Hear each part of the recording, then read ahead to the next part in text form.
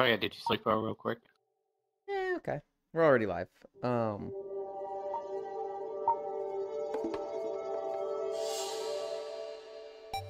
I slept alright. I haven't been sleeping a lot at night, and I've been sleeping a lot during my nap, which is like not super ideal. Get out here. You gotta find a balance. Yeah.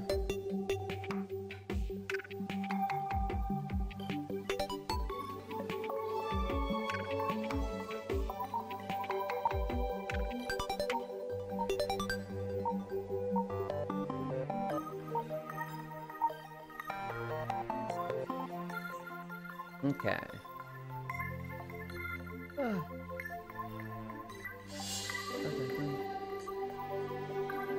Alright. Hi, Fanny. Hi, Octomage. Hi, Seafire. Hey, Ewan.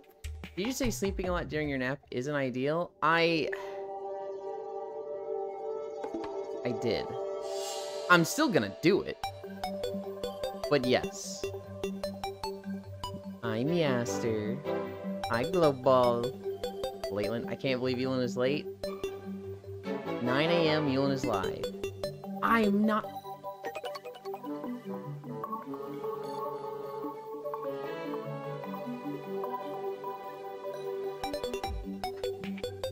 Alright. Same climbed it. Unclimbed it.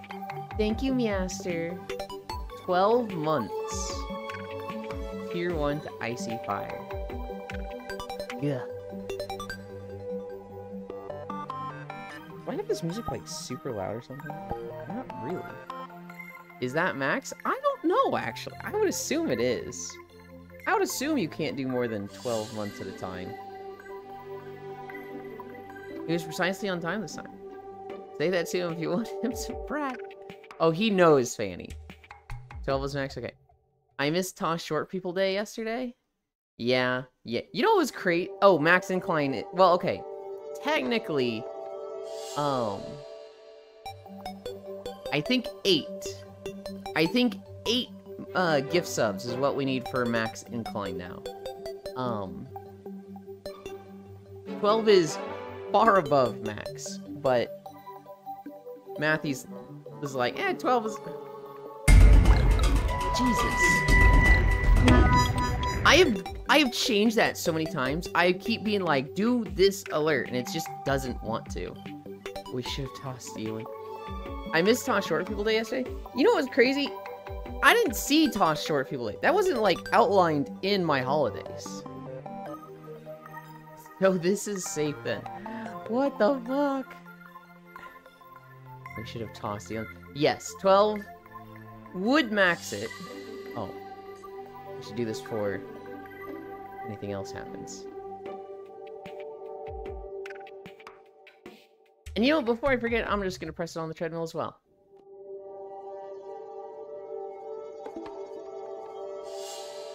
Come on.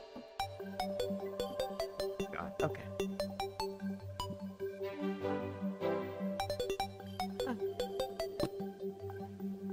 Thank you, Octomage. Thank you, Octomage and Measter. I really appreciate it. Even though I'm just like, what the fuck is wrong with you two? Also, geez. 817 subs gifted by Matthews. He must be Jeff Bezos himself. Well, the thing about Matthews is that he shares his money. Whereas Jeff Bezos is like, I'm gonna up everybody's wage to $15 an hour. You're all gonna be doing so much better now. Cut their benefits. All their health benefits. Get rid of maternity leave. Get rid of everything! Like, Jeff Bezos doesn't share. He just likes to think. He just likes people to think he's nice. Think about it. It probably counts every month separate. So it's still ridiculous, but it's still... That's a shit ton. Bezos doesn't see Amazon. He's not? Oh, I thought he was. I actually didn't know that.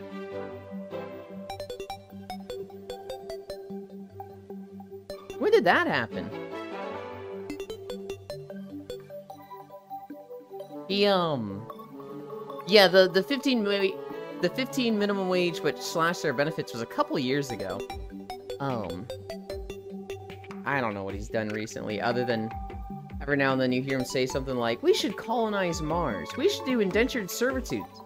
I saw this horror movie where people were forced to go to Mars to pay off their debts. And I think that's a great idea. That's a great system. And everyone's like, that was a horror movie.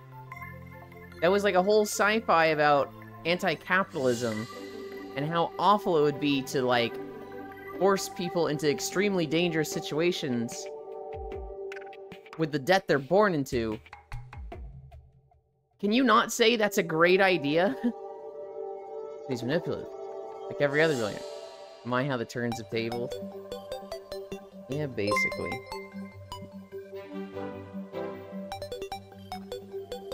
Thank you, Icy Fire.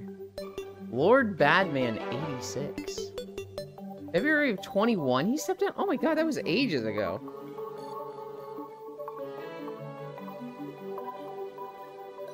You only get one.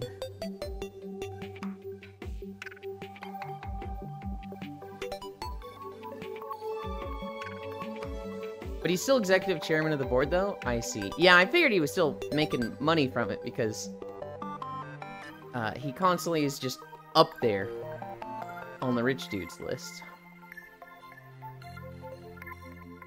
Speaking of rich dudes, we do have a rich white kid story in our notes. Choo choo. You wanted the train emote? You earned a hype chest. Open to see your reward.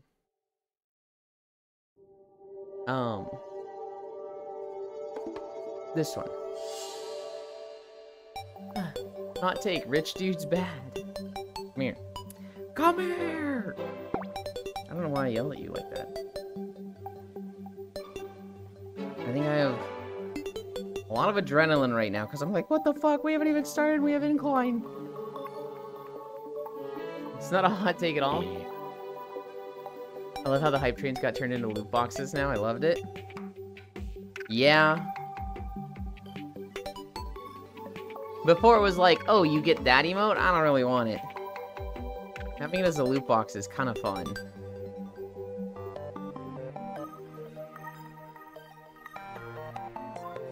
Hype trains got banned in the Netherlands? Well, they're not called a loot box officially. You just get a random emote, right?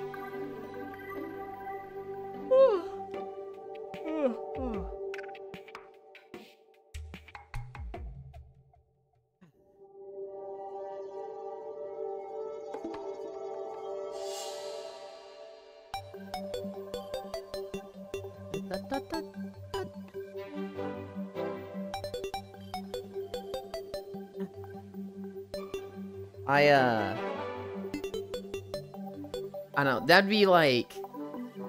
Yeah, I'm still happy about the date yesterday? I feel like that'd be weird if they were like... Anything RNG is now loot box. So, like... You can't even do this. But it's not a loot box at all. But it's randomly generated, so... Man, right? That'd be, like... way overstepping, and... Honestly, even loot boxes.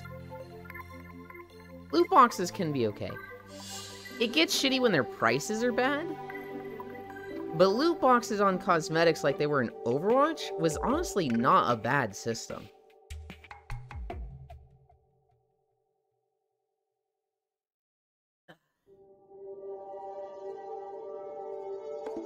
You buy loot boxes.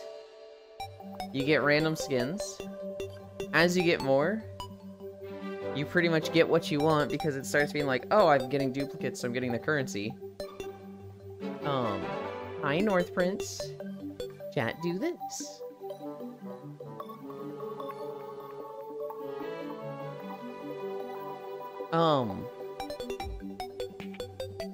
If you want a very specific skin, it has that price that you can just get. So it's like, you can always get what you want. If you want everything, it's easier to get it randomly. Hi, Zuvi. I don't know. I think they gave you a lot of free loot boxes in original Overwatch, didn't they? I could be wrong on that. Hi, Nick. Is that the cute and adorable Icy Fire I see? It is. It is.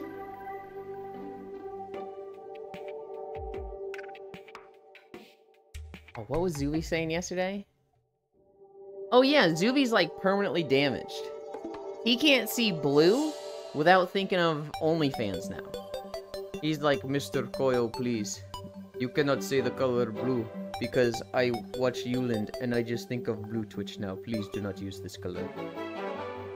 I was like napping. I was like looking at Access Overlay, just like, or not Access Overlay because I wasn't napping in VR yesterday. I think I saw this as I was going to nap. I was like, you're ridiculous, Zuby. I don't think I've ever actually played anything with loot boxes. Nodders. I played original Overwatch. And I don't think I ever... No, I did. I think I spent $20 on loot boxes. There was like a Christmas pack I wanted. And I got what I wanted.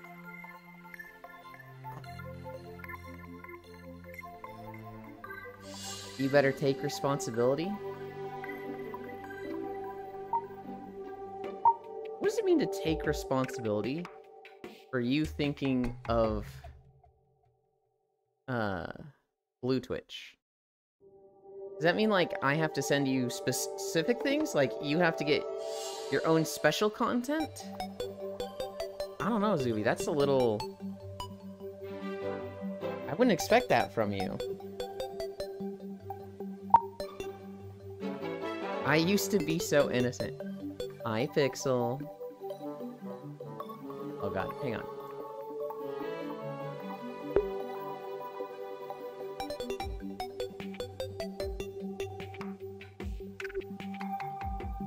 Hi, Snez. So Joe Biden is now on OnlyFans. God, I hope not. I played Overwatch on Switch, regretted it. I have Blue Sky, so blue hit different for me. I think that's what Zuby was saying.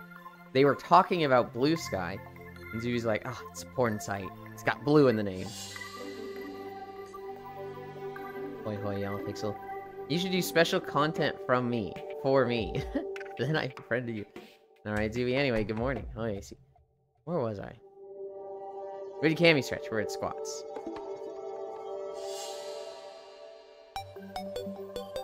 I went to the grocery store last night, right? And while I was there, they're ringing me up. They're ringing all the stuff up. And the cashier goes, "Yo, these potatoes are bad. You want to go get another pair?" I have never seen a cashier do that before.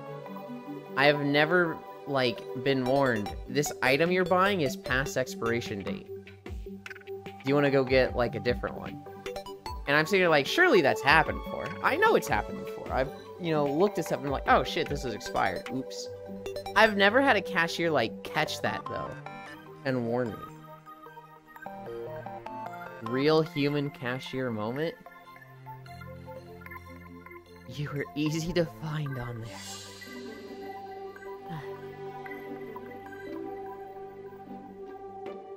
Treat.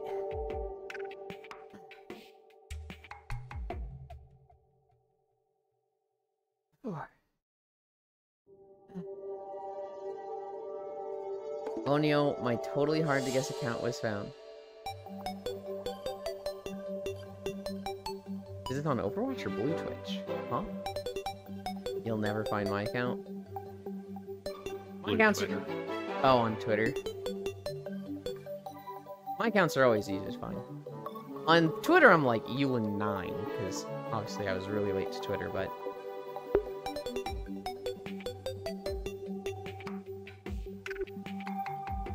Yeah. Put the headset on. My nose starts getting a little runny. God, I love allergy season. It's not even allergy season. What the fuck? You'll never find my account, Pixel. I already found you.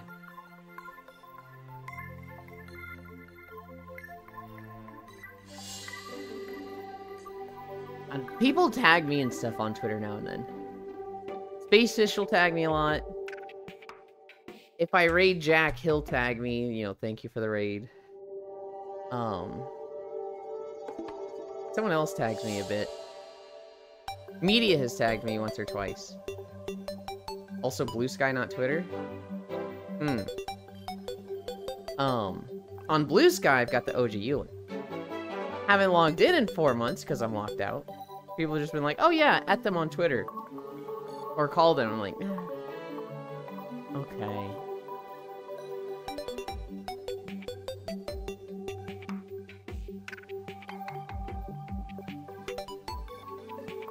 Sounds like they should treat their site friends grants. That's what I'm thinking. If I type in your thing, if I click the thing that says reset my password, it'd be nice if, you know, reset my password. But as much as I complain, I'm the one locked out of Blue Sky, so it affects me. It kind of affects them, but... well, it very much affects them. A lot of people are getting this. But they're not going to switch to Blue Sky.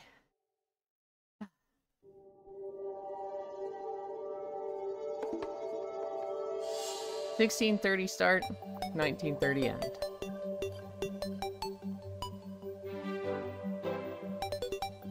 Three minutes of play. Enjoy the art that trickles in. Huh? I still enjoy the art that trickles in. Yeah.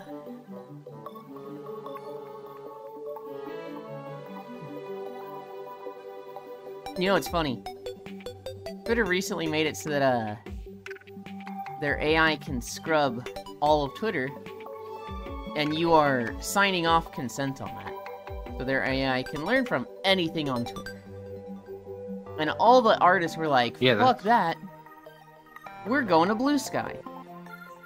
Yeah, apparently it's like 4 times as bad on Blue Sky. Oh, no. Yeah, so on Twitter, you've signed away consent that one specific AI can learn from all posts on Twitter.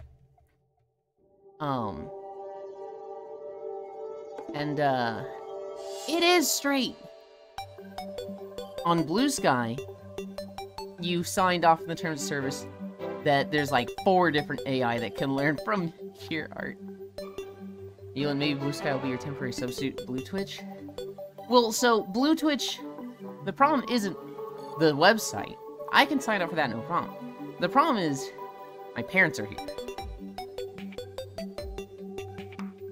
That's the issue with Blue Twitch right now. Is that I don't have the house to myself, and I don't have the level of privacy I would want to do Blue Twitch stuff. We're over halfway.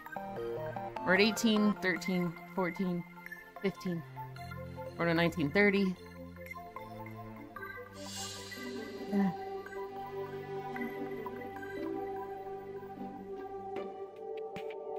Yes, just doing a sound-alike joke? I see. 1 more minute. 1 more minute of planking.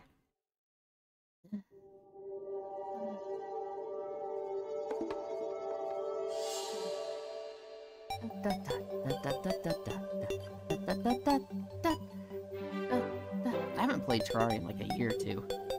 I'm pretty sure it's been... a year and a half. 1 more hour of planking? Shut the fuck up. 30 more seconds. Wait, don't you play Terraria once a year? Yeah, I try to. Fair enough. Depending on my schedule, it's dependent on other people's schedule. And I'm never the one to set it up. It's not like the same group every year. It's 10, 9, 8, 7, 6, 5, 4, 3, 2, 1, 0. You did it. Thank you. The So idea basically, with you just Terraria become being off cooldown. kind of, it's like, it's one of those games that you play a playthrough of it. You do a run of Terraria, and you're like, wow, that was so much fun. I want to do more of that. I don't know if you'll be able to hear me, but I'm going in the house. Even if you finish your run, it's very possible that you're like, still into Terraria. That you want more Terraria. But the thing is... Oh, my tracker just came undone. I wonder if the Velcro is getting weak. You're probably not going to go through a whole other run of Terraria and still be as hyped and as excited for it as when you first started. So even if you're still, like, super in a Terraria mood, you should probably quit. You should probably be done playing Terraria when you finish your run and accomplish all your goals.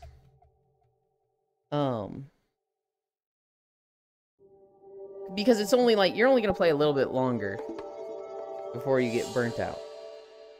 And especially if you play with a group, before somebody in the group gets burnt out. Minecraft? Brother, what? How are you gonna say Minecraft and hear this music?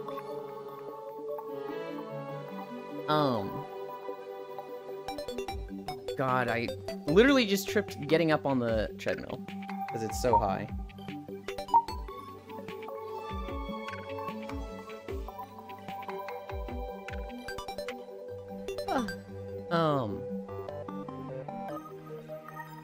Where was it? Where was it? I need this. I can show you... message me about it, Fanny, and I can literally show you. But I guarantee you it exists. I need this.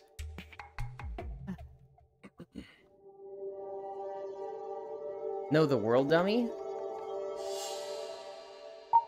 Hey, dummy. It's still Terraria. This isn't Minecraft. That's literally Terraria blocks. That's the Terraria sky. Look at the cloud dragon. What do you mean what do you mean the world, dummy? You ain't see those trees in Minecraft. You kinda see them in Terraria. It's just, you know, you're looking at it through a different perspective. An extra dimension. No, it's 3D. Yeah, it's 3D Terraria. We're walking. We're walking. I love the soundtrack so much. It's always really, really makes me want to play. Yeah, honestly, same. I go here and I'm like, man, I'm kind of feeling Terraria now. The last time I played... Huh? Time to set it up. What are you... What? Gotta set up a Terraria run now. Oh, time to set... I thought you were saying, like, found a Sedida. And I was like, what are the words coming out of your mouth, huh? No, I want to be lazy. I don't want to host. No, it's 3D. Why you trick me? The physics. Ah. Hi, Joe. I'm gonna leak government documents as Jack the Dripper in that one server I forgot the name of. Hi, Dr. Air. Walking time? Uh-huh. I would DM you, but last time I did, you denied pussy. Yeah, so Fanny sent me an emote for 7TV, which the emote wasn't that bad. The emote itself, not that bad. I didn't want a fucking emote called pussy in my list. I was like, I'm not adding this.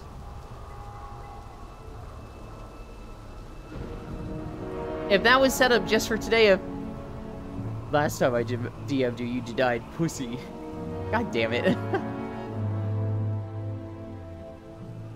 Oh, we're walking at 2 miles per hour. We need 2.5. This?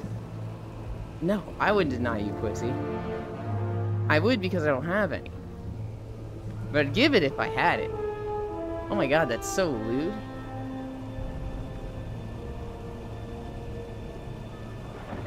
It's at 2.5 miles per hour right now, and I'm like, holy shit, this feels fast. Ewan Pussy Denier 23. Add this? Oh my god. Justice for the pussy.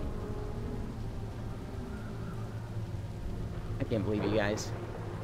I can't believe you guys right now.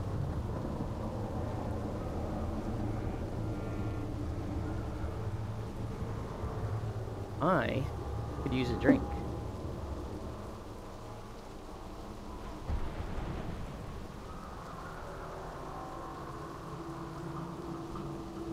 Well, the pussy wagon has arrived. Where? I don't see him. Hi, Air. It is very lewd, but I haven't had any pussy of my own for like 2 months. Kind of wild to this from that shit weekly. I'm dying.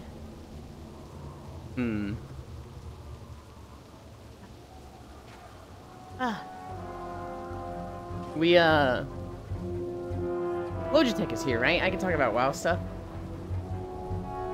I was playing Satisfactory yesterday. Kind of just, watching stuff with Core for Monday night community night.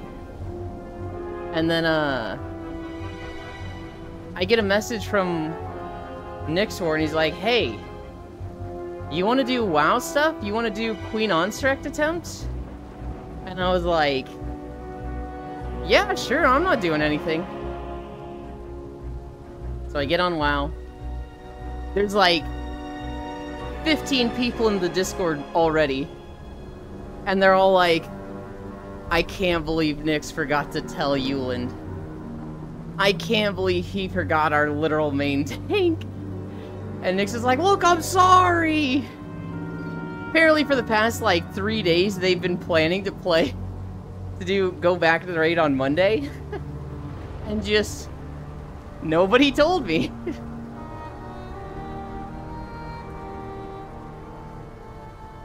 I want my warm pee-pee hugs back. This dude playing Satisfactory. So we did Queen Anstrecht attempts. We weren't tryharding, we didn't like Vantis Rune, we weren't doing like flasks and potions. We had feasts. We got to 39%, I think that was our best pull, 39 or 37. So we saw phase 2. It really feels like just getting people through phase 1 without deaths. And honestly, there's just like one mechanic that kills people. It's getting rooted and then stuck in some other mechanic. Which really feels like it shouldn't be a thing. I feel like we should mark our warrior. And when the roots go out, you're near the warrior. So he breaks you out because he's a fucking blade storming warrior.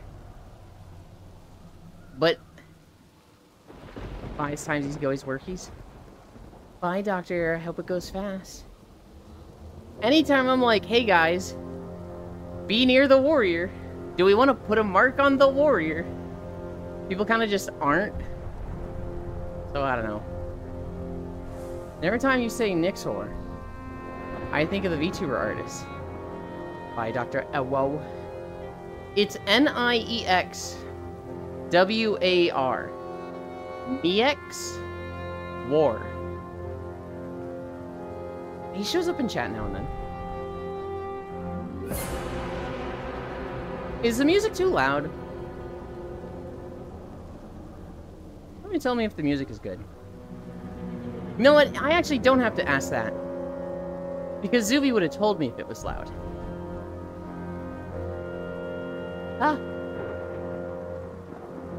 I don't know, my ears are adjusting. It's a little loud for me, but it's supposed to be a little loud for me. I don't know how to balance it so that, like, I can lower it for me, but not for you guys.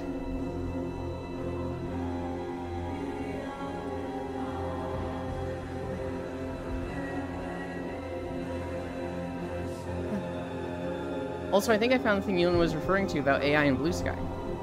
I can only find one article about how they train an AI for auto-modding images to label not safe for work. Nothing I can find about generation.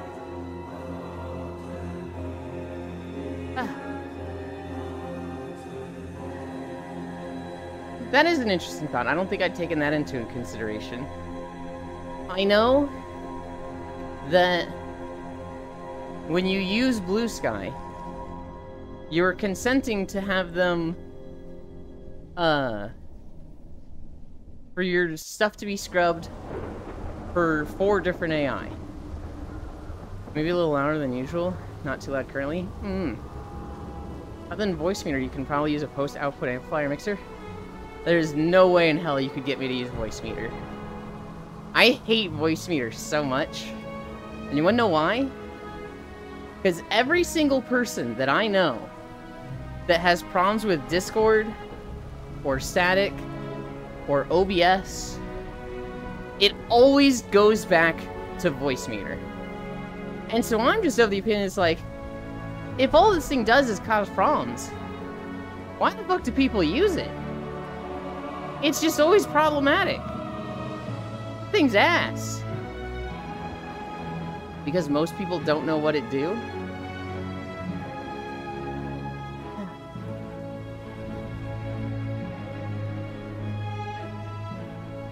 But the problems they're having aren't like, hey, turn off this setting.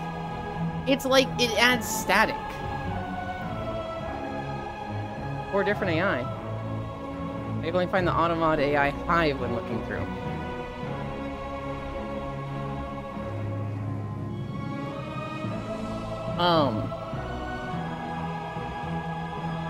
There's not like an option pixel.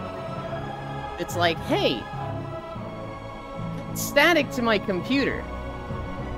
Because I want my entire audio experience to be ruined.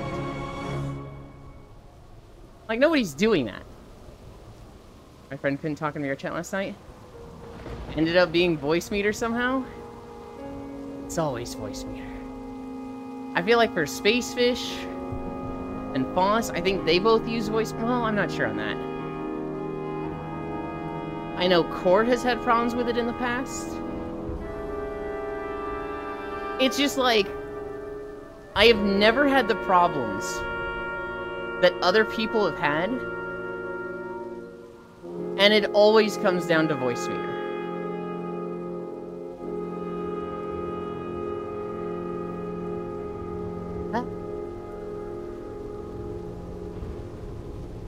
Well, I was having 8-hour maintenance today. I don't even know when they went down. It's not gonna be up when I finish, I think.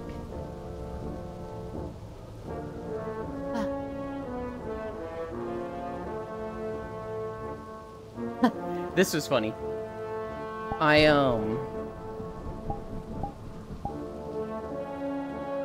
We ended stream yesterday. I talked for a little bit in other chats, in Kio's and Koyo's chat. Wow, their names are very similar now that I think about it. And I had like 2 or 3 people message me, "Are you not taking a nap today?" And I was like, what? I am, just not in VR chat. Oh, it says you're in Satisfactory. I personally use VoiceMod. Not that annoying besides having to reconfigure input every time. That sounds incredibly annoying, Fanny. What is every time? Define what it means to reconfigure input every time. Is that like every restart? Hi, Chewie. Fucking goofball. Am I not taking a nap today? I am 100% going to take a nap today. Because of that. We hadn't even started walking. And Matthews was like, yeah, enjoy the incline.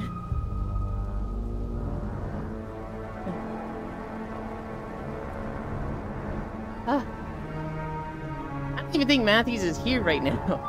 I think Solanine is also, well, I know Solanine is streaming.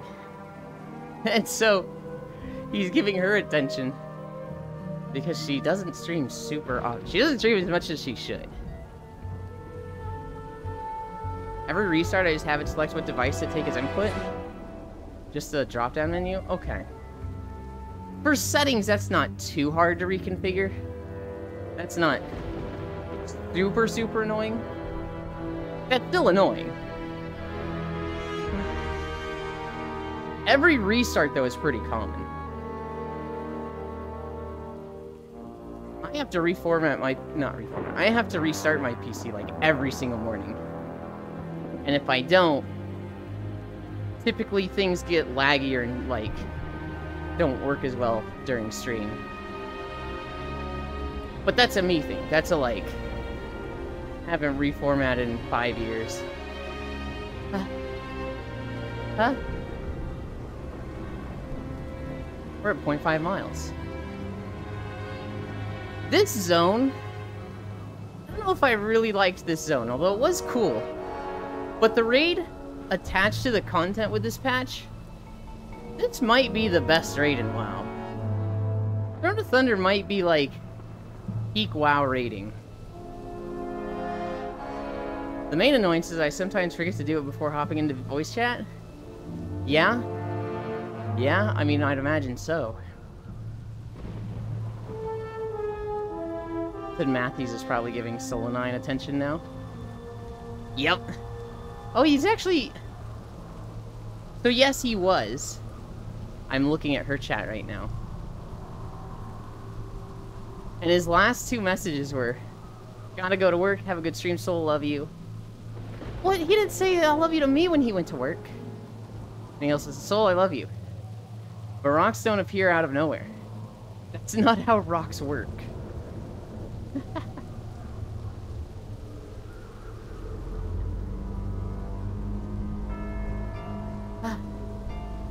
Oh god. Wow stuff. Wow stuff. We, You're still there, Logitech. We have a Brewmaster and a Death Knight for the tank swap. And it's so funny, because I'm, like, golden for both. The infestation... So, okay. To explain to everyone else. The way the tank swap works on Queen Ansrek, she will bite her current tank. Or, I guess not bite, but infect them with poison. It's called infestation. And it does, like, 10 million damage. It's very likely that it kills you, unless you use a cooldown that affects magic damage taken. Both Death Knights and Brewmaster are really, really good for that. With Brewmaster, I have a cooldown called Diffuse Magic. Reduces magic damage taken by 60%. Easy. If I'm really feeling froggy, I can also use Zen Meditation. Reduces any damage by 60%. I can use both of those at the same time. I can use Zen Meditation for one of them if I'm taking like 2 over the fight, but Diffuse Magic I can use every single time. For the second part of the tank combo, so she puts this dot on you, it hits for 10 million, then increases damage taken by 500%. Hi, Elder. So what needs to happen is, after you get hit with Infestation, the other tank taunts. And we'll just do like 10 million as a hit, and put a heal absorption on them. And Brewmaster's just good for that. But the way Death Knight heals is, they heal based on the damage they took. So they're really bad for that second one. Because they just take a shit ton of damage, but it's a heal absorption, they can't just immediately heal themselves back up to full. So the other tank, like, is scared of that. Here's the thing, though. He's also scared of the magic damage one, which normally Death Knights are really good for because they have a move called Anti-Magic Shell. But he has to use that for a different mechanic in the fight to not get roots that need to be DPS.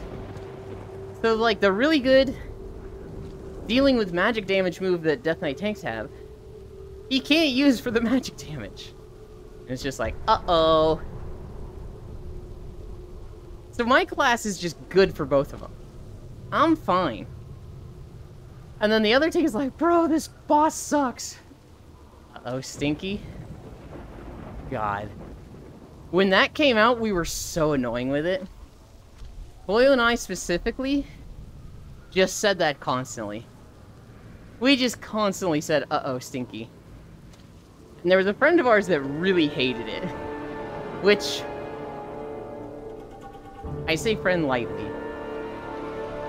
We probably did it a little bit more than we should have because this person disliked it. You know when, like... You know when there's a group that, what does that say?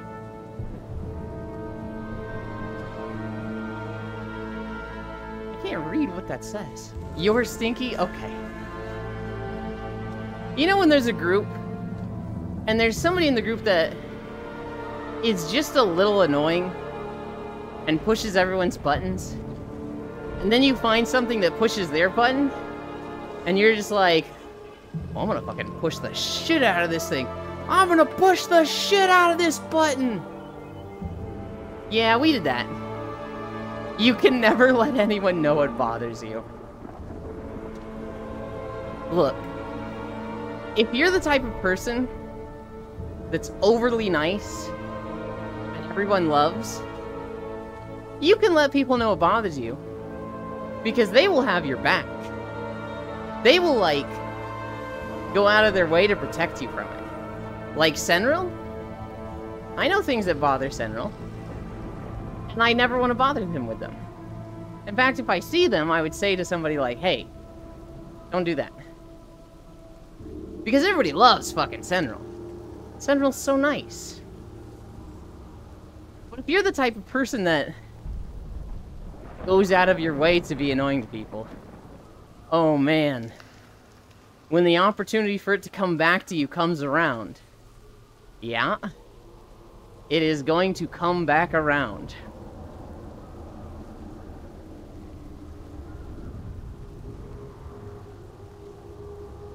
I want another drink.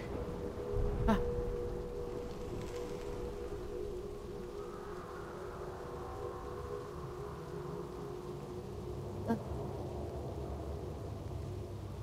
I don't know. That person, they're still on a lot of my friends lists. Like on VR chat. I think Discord. And I kind of want to remove them. Here's the problem. They're like hyper vigilant and hyper observant with things like that. If I removed him from my friends chat on VR, my friends list on VR chat, he is going to know. He's gonna, like, message me within 3 hours. Hey, I noticed that my friends list went from 117 people to 116 people. So I went through the entire list of my friends in VR chat and compared that to a spreadsheet or my notebook that I keep IRL of my friends list. And yours was the name that didn't come up, so I know that you're the one that took me off your friends list.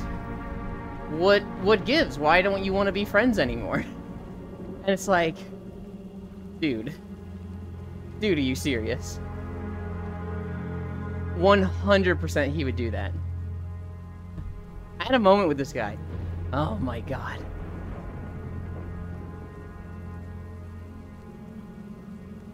Do it and say Lamau.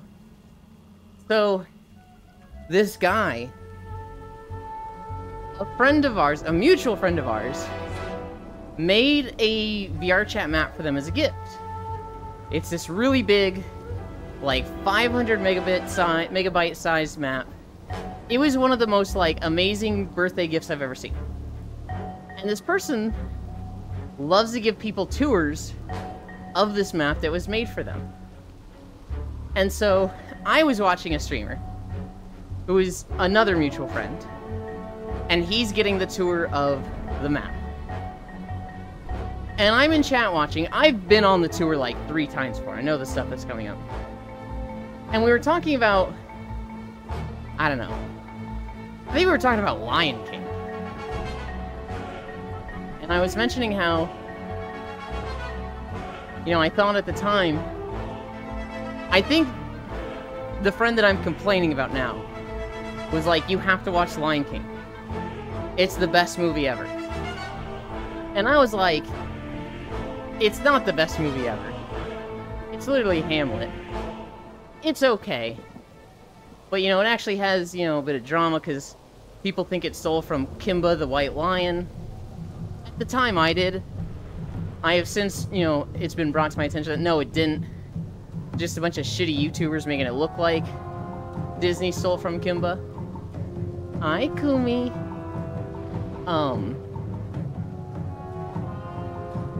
This guy, he went back and watched the VOD of this person, just the entire VOD. Because he's the type that, like, he was with a streamer, he's gonna go back and watch the VOD. He would make a clip of, like, every minute he was on stream. He's just a little neurotic like that. And he saw me saying, like, hey, he says you gotta watch Lion King. You don't have to. You know, you don't have to go watch it. And he confronted me about that. He was like, you know, I think it's pretty disrespectful when I recommend something to somebody for you to just undermine me and say that I'm wrong and, you know, that they don't actually need to or should take my advice. And I was like, alright, you want me to say it to your face next time? Hi, Big Dak. He's like, I don't want you to say it all. I was like, okay, well, I think you're wrong, and I'm going to say it.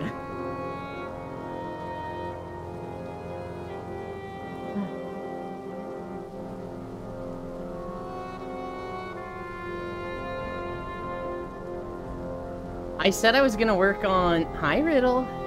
I said I was gonna work on Star Wars yesterday. I kept getting roped into stuff. Community night with Core. And then WoW Raid. And so I didn't have, like, a block of time to just record Star Wars. So I didn't. Good morning, Banana Shake Eland. I tried getting into banana shakes. I wanted to eat more bananas, so I was making banana milkshakes. But, they were too foamy. I don't know how to get the frothiness down in a milkshake.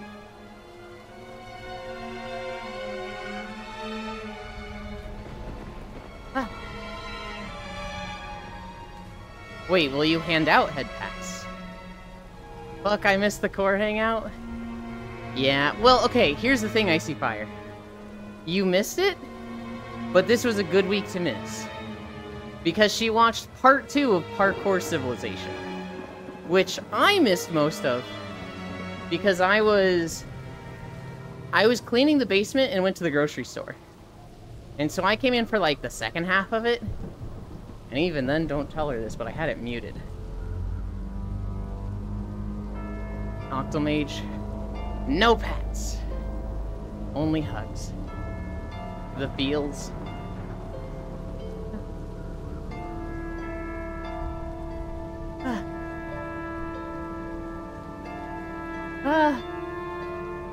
Oh my god. We're at 1 mile. I feel like we've been walking for an hour. I'm sitting here like there ain't no way I go 5 miles without a break. Second half of the second video of your favorite series? That's like a quarter of my favorite series, he says. Wait, you muted Parkour Civilization? Of course I did. Because I was coming in halfway through, and I didn't want to spoil anything for when I watched it again to see start to finish, right? Right? 50? That's almost half. Eddie from Edna. God, I loved Edna. Hugs, except I also lift you into the air. Fucking hell yeah. Someone tell Core. And this type you and take a quiz afterwards. What the fuck, Octomage? Don't expose me like that, please. I'll do anything. I'll cuddle you in VR. Whenever you want. I'll take my clothes off. I don't know where I'm going with this joke. Ah, good point. You'd ruin your experience if you're spoiled on your favorite series. Stop calling it my favorite series. I don't know why I hate that. Anything? Gentlemen, you got him. For Octomage? Fuck yeah, anything.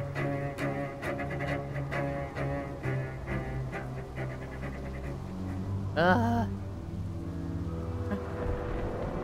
my god. What stories do I have? Do you guys want a happy story? Or do you want a bummer story? Hi, Dingo. Yeah, I'm walking out, Ewan. Octomage do be awesome. Oh no, don't push me up against the wall. I hate that. Bummer, then happy?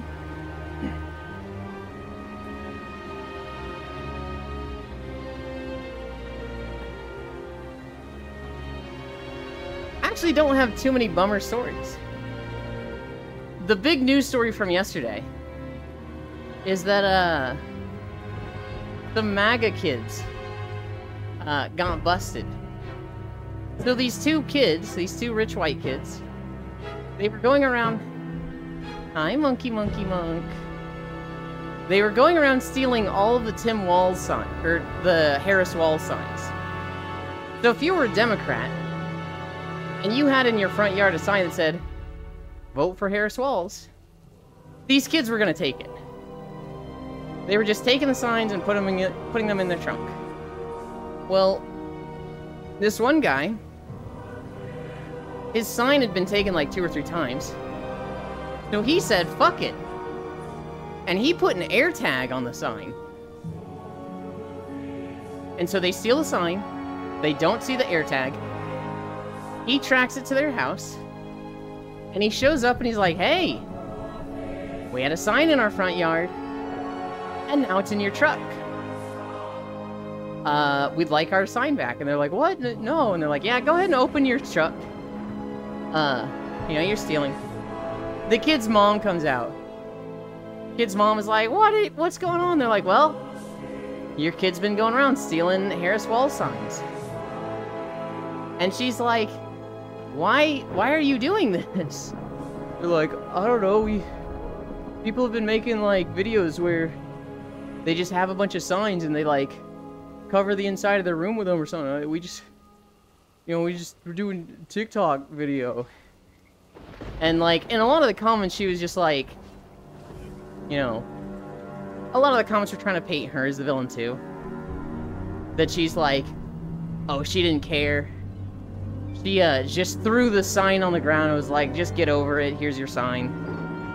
It was like a cheap $5 yard sign. I don't think it's the end of the world.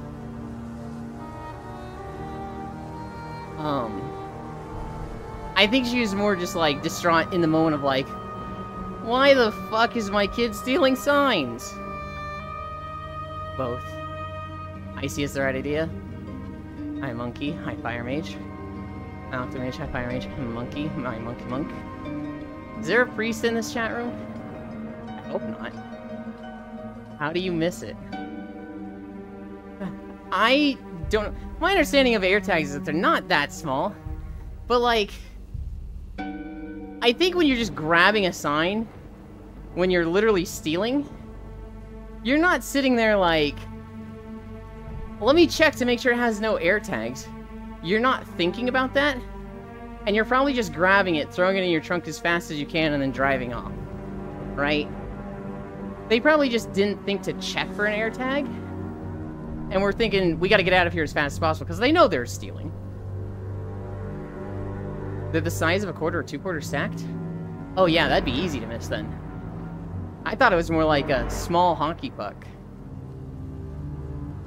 Yeah, if it's the size of 2-quarter stacked, that's easy. You could still check for that fairly easily, but I don't think they even thought to. I'd be like, what the fuck? Damn it, it's Yemi, he's pranking again. What happening? Don't you get paid to put those things up? I don't know. For me, $5 is too much. They're like $1. Not only that, but Ewan said that was the third sign. I didn't get my Monkey Monk. Free AirTag. The size of quarter, 2/4 stacks. If it was me, I'll bash the sign down and break it. I got them on my keys and wallets. It's on a flat sign though. Still obviously be obviously hanging there. Well, no. So it's one of those like yard signs, right? Where it's literally like the plastic cardboard, like the plastic corrugated cardboard shape, and then just the metal, almost wire that goes up into the sign and then down. And you just stick it into your grass, right? And so if you put an air tag on it, you would like glue it onto the back side, or wedge it between the sign and the wire. Also, TikTok is a corruption. Yeah. You think it was shoved in the middle gap they sometimes have? That also could be a way, right? Because like I said, it's plastic that's given volume as if it was corrugated cardboard, right? Like, it's got the 2 layers, and then the, like, zigzag between them. And you could easily shove it in that space, if it was that type of sign. It'd be pretty hard to catch it then. They didn't catch it. The dude was like, hey, open your truck. They're like, yeah, I know, I don't know why it's showing up there. And they're like, well, it is, so open your truck. Okay, and they open the trunk, and it's like just a literal stack of Harris Wall signs. It is just like this dumb kid was like, oh gosh, I don't know why it's, you know, I don't know why it would show to my truck. It's like, yeah, you do, motherfucker. You've been stealing signs. Did he think they'd be like, oh, you don't know why? Well, I guess I'll just leave then. Shove it in that space. Space fish. Oh my goodness. Oh wow, how did they get there? You can also make it beep, which would be super funny. But it's not the loudest? Yeah. The sign was asking to be stolen, space fish. Ah. Oh god. I love this zone. But oh my god. 12% incline. Ah. Good lord. I want another drink.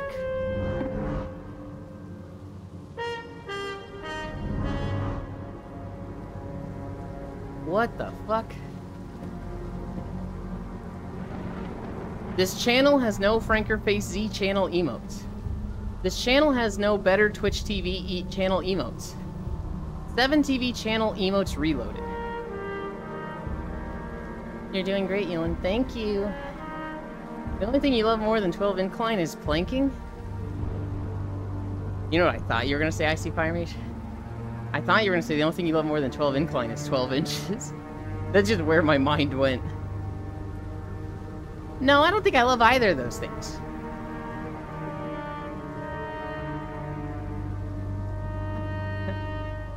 What the fuck are you? Look, that's what I thought he was gonna say. Dirty Lincho Tomate. Nice princess you. That's not a size princess thing, that's a dirty joke thing. It always makes me think of Sasha Grey when she's making a pizza. She's like, okay, it's supposed to be 12 inches across? Yeah, that's 12 inches, I would know. Shut up, chat. Shut up. Yulin can take 19.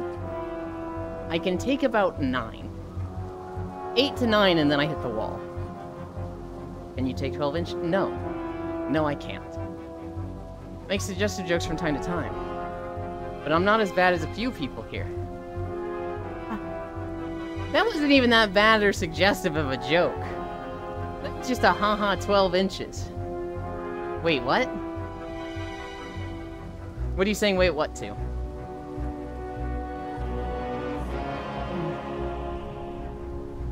Wait, what? People make suggestive jokes here? Oh, a lot of people do, Big Deck. I've even seen you make a joke or two. My point still stands. The fact you can take 8 to 9 inches? Oh, what about it? I never make suggestive jokes. I am Klingo. I hear shade being flung my way. Does that surprise you, Big Deck?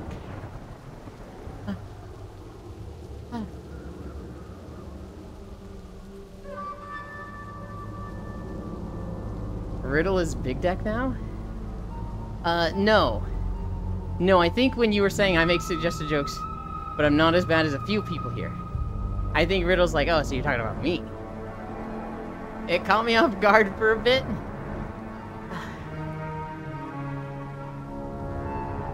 Tee-hee. I don't know. I'd like to take more. But, like, here's what happens. Inside, it goes straight, and then it just curves. I don't know how to get stuff past that curve. Like, does it need to just be bendy enough that it will follow the curve? Or, like, do you literally rearrange your intestines? I feel like there's some girls that have 100% rearranged their intestines. Because, I don't know if you've ever seen, like, a video of, like, somebody fisting another girl, and they go, like, elbow deep. There's no way they still have the same, like... Because everybody has that curve. Everybody has that curve in their butt tube. So, like, if you can take it elbow deep, that curve has been changed. Even if they're bending at the wrist. There's no way. Is it Big Deck? After reading Riddle's comment? Which that threw me off? Gotcha. Inside your tools. I'm sorry for my intrusion. I'll know the door next time. Knock the door. We love talking about Yulin's intestines. Gasm. Hi, Froshiro. Hey, Yulin. Hey, chat. Hey, Frosh. Hey, Shiro. God, if I leave the straight man, we'll have too much fun. Curve it. I always manage to come up with the weirdest conversations. We talked about World of Warcraft and an annoying person on my friends list for an hour. And then we're like, how do some people take it elbow deep up the butt? There's a curve back there. And Froshiro's like, getting a ping. You know what? It's time to go into Yulin's chat. What the fuck is this conversation? He joined at a standard Yulin time. I mean, if you think about it, it's like a deformable pipe, right? When the bend curve part will like adjust slightly to accommodate, like a meandering river. Yes, but like, how easy is it to readjust it, right? Is it just like, hey, stick an arm up there and just kind of force it? Like, you're gonna feel some things moving around. Plunk. Oh god, that felt weird. Alright. You can now take 20 inches instead of 10. Is it like that? Or is it like, you know, a surgery where it's like, hey, we're literally going to, like, adjust the path for you? Is it gradual, like a 1/10 of an inch at a time? And how does that stick, right? If you moved it a 1/10 of an inch, wouldn't it just go back? It always makes you wonder, like, the trail, the combo, how it ended up with fisting elbow deep. I don't know, we can try it for 3 weeks. I guess it's gradual. Let's find out. Oh my goodness, hold still, Yulin. I need to get your kidney out of the way to fix my arm. To fit my arm. God. I can tell you the exact porn actress that I first saw something crazy like that. Their name was Hot Kinky Joe. And I remember they had a yellow toy back there. And they're sitting, you know, just in and out, in and out, in and out. You know, they're moaning. And then they just start pulling it out. And it's like a fucking clown toy. Where it just keeps coming. This dildo was like 3 feet long. And she's just pulling it out and it just keeps going. And I'm like, excuse me, fucking what? And then like, so her specialty was that her butt was fucking deep. And so there was another video where a girl, she gloves up because, hey, PSA, if you ever fist somebody, you're supposed to wear gloves. This girl puts her fist in and then keeps going. She keeps going and it literally like elbow deep. Her elbow is inside. And she's bending her elbow so that her hand pushes up and she can see the main girl, Hot Kinky Joe. Her stomach is literally bulging. Like the girl pushes her hand up and you can see the girl's stomach like moving up with her hand. And she's like, holy shit, that's the hottest thing I've ever seen. Joe Biden's side gig. Bro, that's deep. Joe's not so sleepy anymore. You guys are fucking ridiculous. The crazy one I saw is a bowl of cereal in her ass. That's kind of wild and disgusting. God, I hope so. I wear gloves working on my car. Tummy bulge? Necessary question. Do you fist your car if you... Do you fist your car if you need gloves? Gah. I mean, depends. I think that's do you need gloves if you fist your car, but... Do you fist your car if you need gloves? This was Throne of Thunder. It was 1.8 miles. Undercity. I remember someone sitting on a chair, but the chair was upside down, and she sat on one of the chair legs. That stuck with me.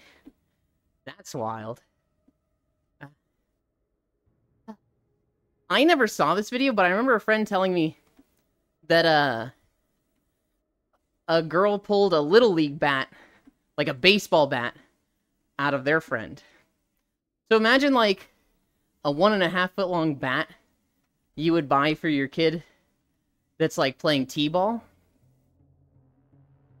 And there was a video where this girl, and again, I haven't seen this, but he's like describing it, and he was like horrified. I need to turn the sound up. Apparently it looked like a butt plug, right? Like you could only see the pommel of the handle.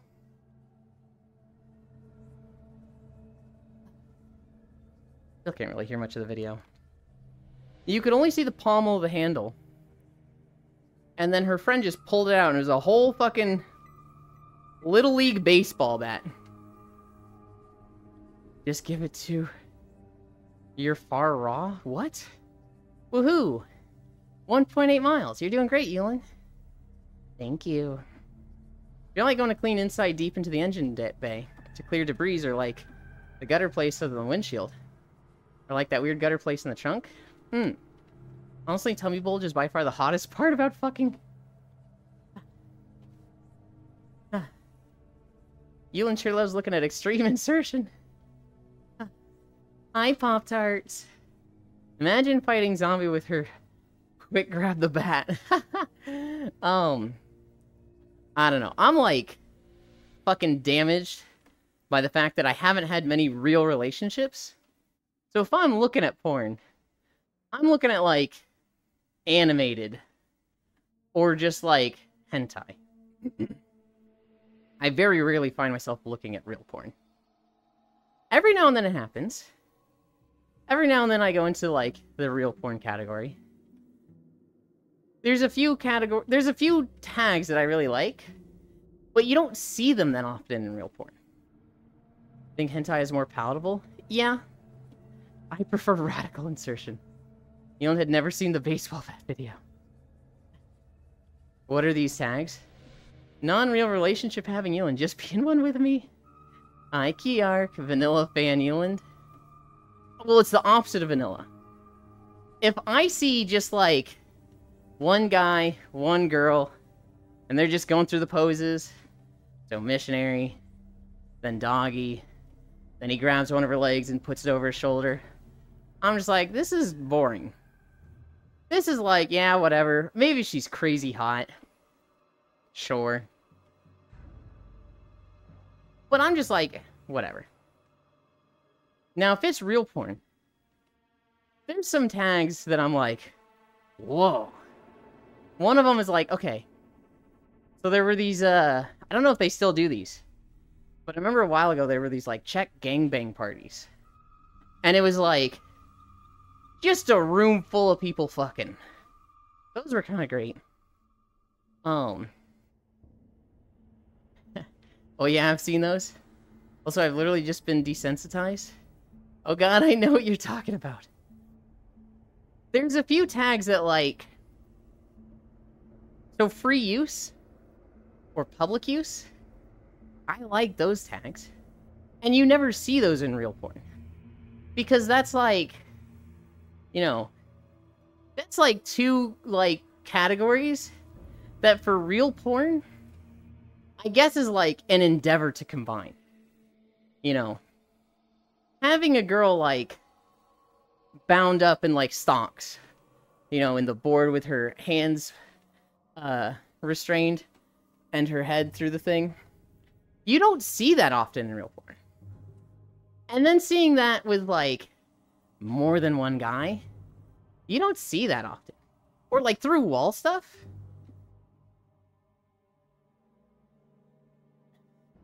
I don't know, it's just, I feel like I never fucking see it. The fantasy? They also have a bus one where they pass around. Yeah. So I'm getting turned on, listen to this, and looking at plane models. I think it's seen as too kinky for vanilla, but not kinky enough for kinky videos. That's why it never gets shown. It is very common in relationships. I've seen free use in the festival scenarios. I've seen a bit of that. I remember one video. I really liked this video, but it was these two girls, and one of them like, hey everybody, and it was at a bar. It's just like this bar. And this one girl goes, hey everybody, this girl has been fucking bad. She's been so bad, she needs to get punished. So for the next hour, do whatever you want to her. Or, get up on the table. She gets up on the table. She's on all fours. And the people in the bar are like, whoa, whatever we want? Okay. And obviously it's staged. Obviously they know what they're fucking in for. But they like, you know, they're just getting grabby at first. Grabbing tits through clothes. Eventually someone like pulls her pants down and they're sticking fingers in. They're like, whoa, she's really letting us do this to her. And then one guy just goes, fuck it. And he drops trousers. And he, like, takes her head, you know, bam, bam, bam. And at that point, all the others are like, shit. We literally just get to, like, plow her. And it becomes like a gangbang. You know, she's taking, like, 2 to 3 at once at all times. Just, like, naked on a table in the middle of a bar. That video was fucking awesome. And I feel like I never see that. Dang, I miss college. I never did anything like that in college. I don't think I went to a single party in college. I don't know how much longer I can listen to this and not get flustered. Like, holy, this flanker Su-30 is... You get flustered by just talking about these things? Fascinating. Why does that sound familiar? Do whatever I want. Sit down and paint 40k miniature. Crazy. I may or may not have a very active imagination, North Prince. Dang, I'm in the fucking engineering program. That was a video I probably saw like 10 fucking years ago. And I just still remember it. Also, hi, North Prince. Fucking engineering.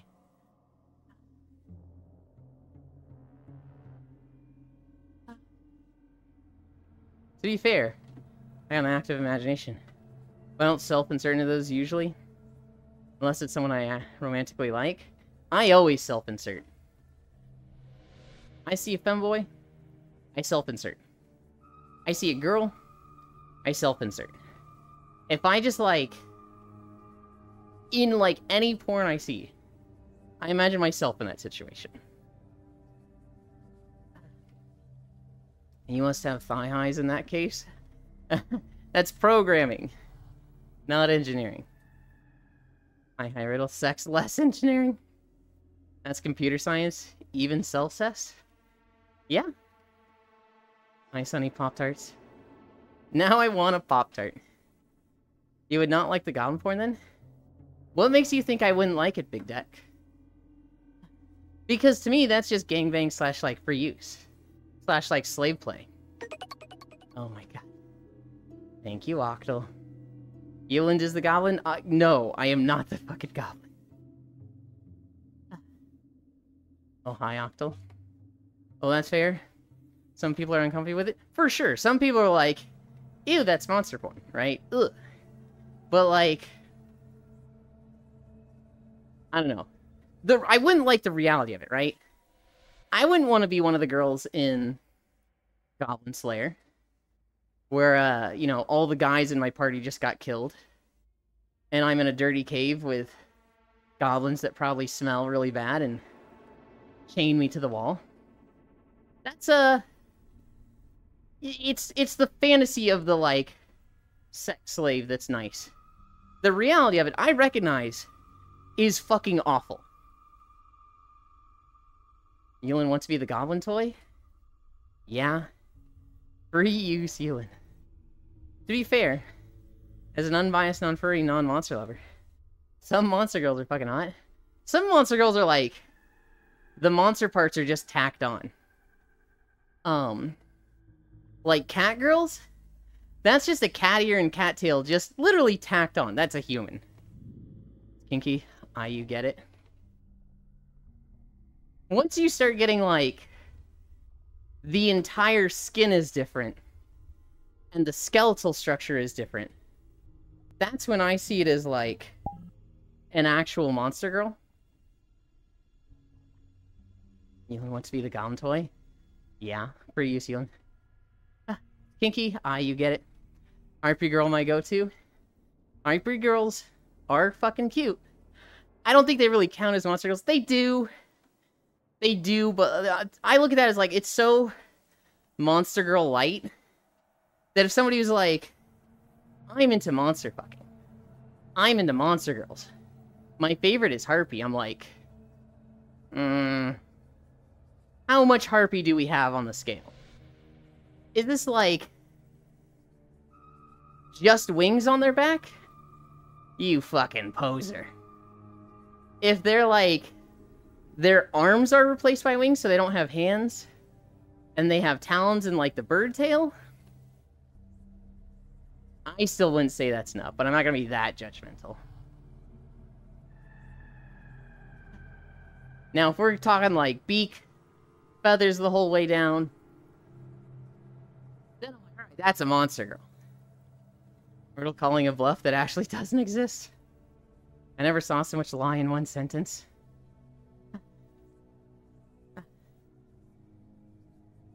Just pluck the spider lady monster and transform her into a hot MILF. Arms and claws replaced. Oh, I can take my coat off.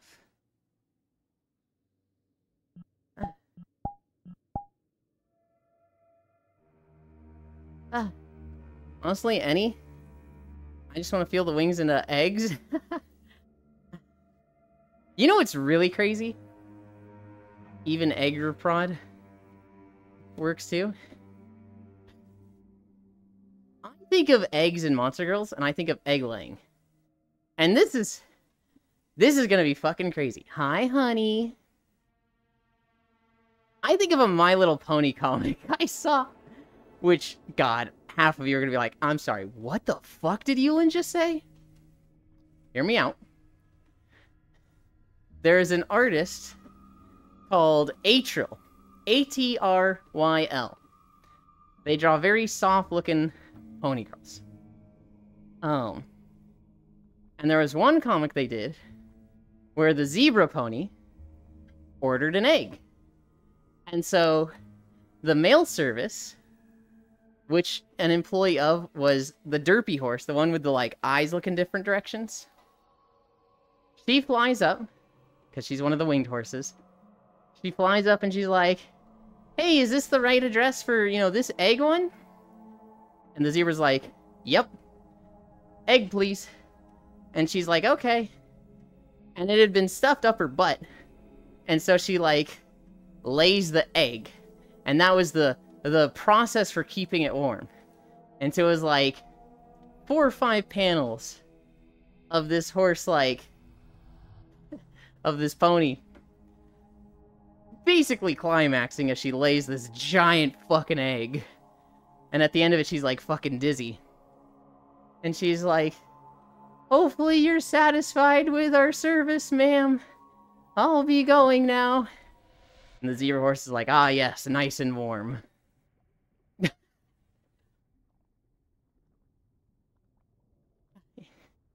I went full-on bird harpy. I say she saw it and she says, caw-caw. Interesting. I've never understood that fetish with people liking egg laying, actually. One of those that are so far from my reality I don't get. I don't particularly like the egg laying. And honestly, the oviposition kink is like, I would never want that done IRL. But seeing art of it, the fantasy of oviposition is like, whoa, that's kind of hot. Now, it depends on what is laying the eggs, right?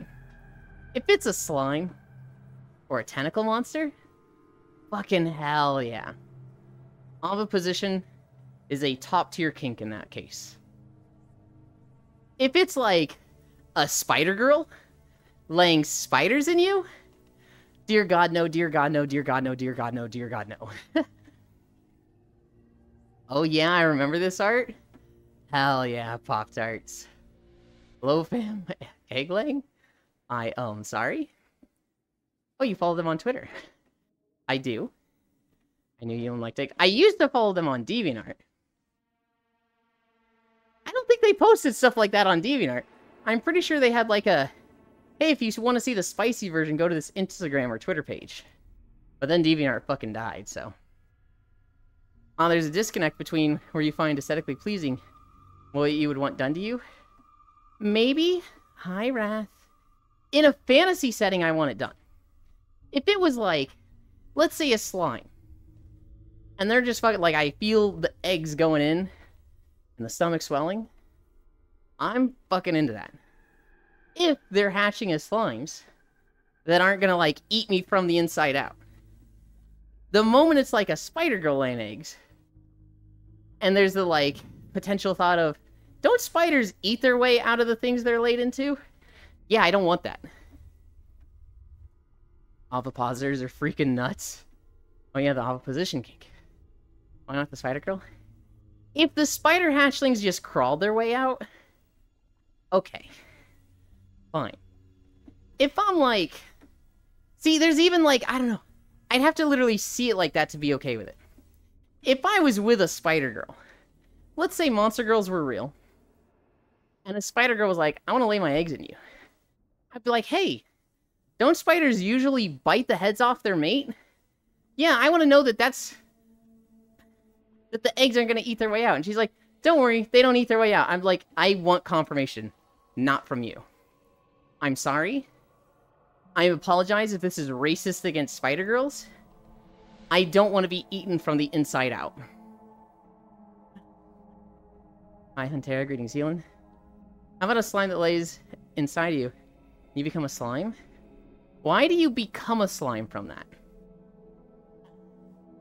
I mean, I guess that's a fantasy that happens. I don't see that much pixel. I don't know. Does my brain change from being a slime? And can I, like, kind of solidify myself and still do most of my stuff? I'd be okay with being a slime. I'd be okay if, like, you know, if we're talking, like, Rimuru from Reincarnated as a Slime, I'm okay with that. Because I could still do most of my stuff, and I could just, like, change my appearance, right? If I was feeling fat tits one day, I could just give myself fat tit slimes. Fat slime tits. That'd be great. But, like, if I'm goopy and leave a snail trail on everything, I don't really want to be a slime then. That seems totally reasonable. I mean, the quickest way out? Maybe like that guy from the Forced Feminization web story? When they went into that video game? Dingo, you just described like 500 to 5,000 stories. Whoa, that was one hell of a sentence. Slime eruption. And she says, trust me, bro. Exactly. I'd want to, like, meet somebody who's like, yeah, I've had a spider girl lay eggs in me. They just crawl out. I'd want to see, like, an informational video that is, like, sponsored by the Federal Monster Association that supports interspecies relationships between monster girls and humans. That's like, hey, does your spider girlfriend want to lay eggs with you? Are you scared about them eating their way out? Well, don't be. Here's what'll happen. Is there really that many? Oh god, yes. Oh my god, yes. Spiders don't usually lay eggs inside anything? Yeah. I mean, so what lays eggs inside stuff? I think spiders usually carry their eggs with them, don't they? God, I suddenly am like, I don't know what lays eggs inside stuff. I know parasites do, but... And what if they crawl safely out of you? But you have to raise them to adulthood for 10 years? For 10 years? If it's a relationship that's like marriage that I want anyway, yes, okay. I'm okay with that. If this is just like a casual fling, no. No, if this is like, hey, we're just meeting, I want to lay my eggs in you, you're gonna have to raise them for 10 years, I'm gonna be like, get your fucking eggs out of me, no! Slug girl the best? Just rub your meat on her legs, underside? And then stick it in for more fun? Oh my goodness. Insects, I guess? What if you get like an anesthesia gas for the birthing? So that's a common thing I've seen with Spider-Girl oviposition. Where, like, she kisses you a lot. And the lipstick marks are like a paralytic toxin that numbs you. And so, like, you don't feel any pain. And your muscles are relaxed. While the stuff is going in. Would you do 5 years? What's the cutoff? Raising them at all. You could tell me, like, you have to raise them for a month, and I'm like, no. No, I don't want this. If it was like, you have to carry them for a while, but once they hatch, they just fucking leave. Okay. Then I'm okay with it. But if I have to raise them as kids at all? I don't like that. I don't want kids. I'll just make it orc and goblin harem. But you gotta remember, Yoon, this is a fantasy come to life. There's gotta be some trade-off. No, there doesn't! It's a fantasy! Nar, spiders you gotta raise for a bit? No. If I have to raise them all, then I'm sorry, honey. You can't lay your eggs in me.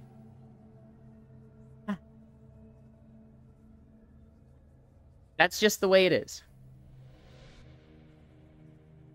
I don't want kids IRL or in my fantasy. Why do you guys want me to raise kids in my fantasies? That's just how Mafia works.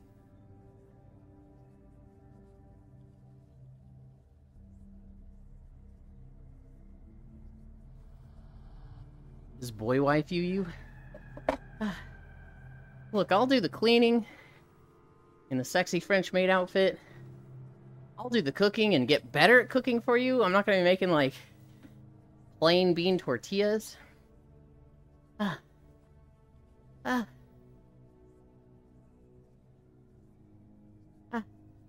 They hatch and Mama carries them on her back, on the back of it, then they fuck off. See, that sounds ideal. I'm okay with that one. If it's like, I'm with a spider girl. She lays them in me. They're in there for a month.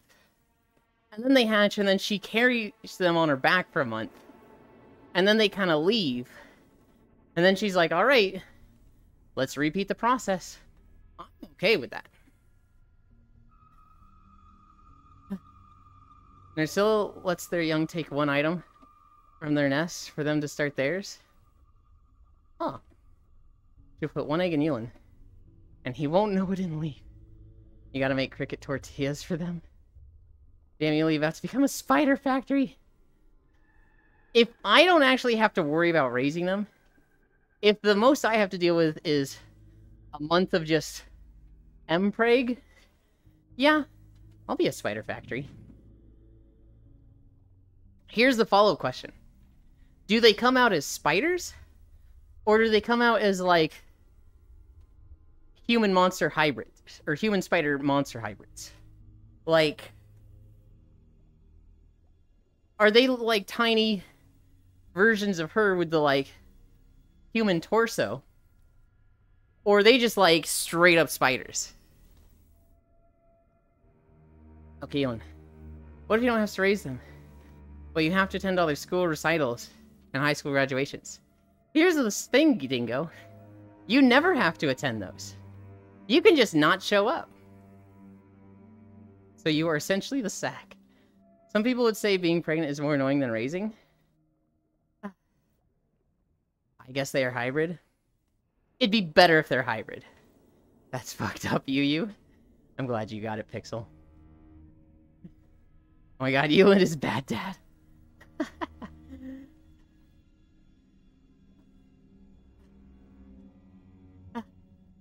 I would much rather deal with being pregnant than, like, dealing with a 1-year-old that, like, cries in the middle of the night, throws up and, like, licks everything, and just, like, shits whenever, and you have to clean it. That sounds genuinely awful to me. That whole process is, like, unpleasant and undesirable. And then people are like, no, you don't understand. Once you have a baby, it's different. It's this precious, like, moment of life that you get to experience. And I'm like, can I play video games with it?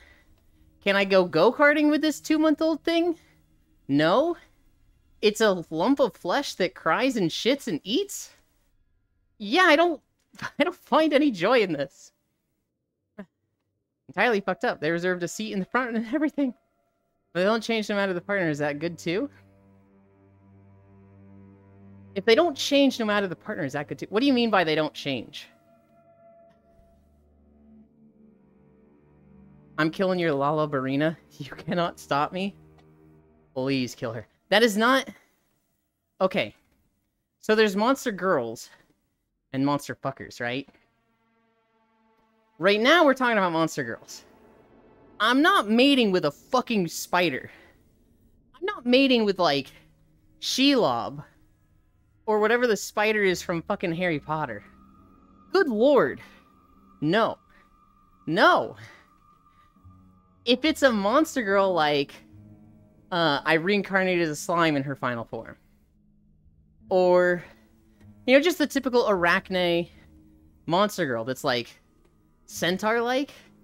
Where it's the spider, but instead of the head, it's the upper half of a girl's torso. That I'm okay with. But just a big spider? Good lord, no.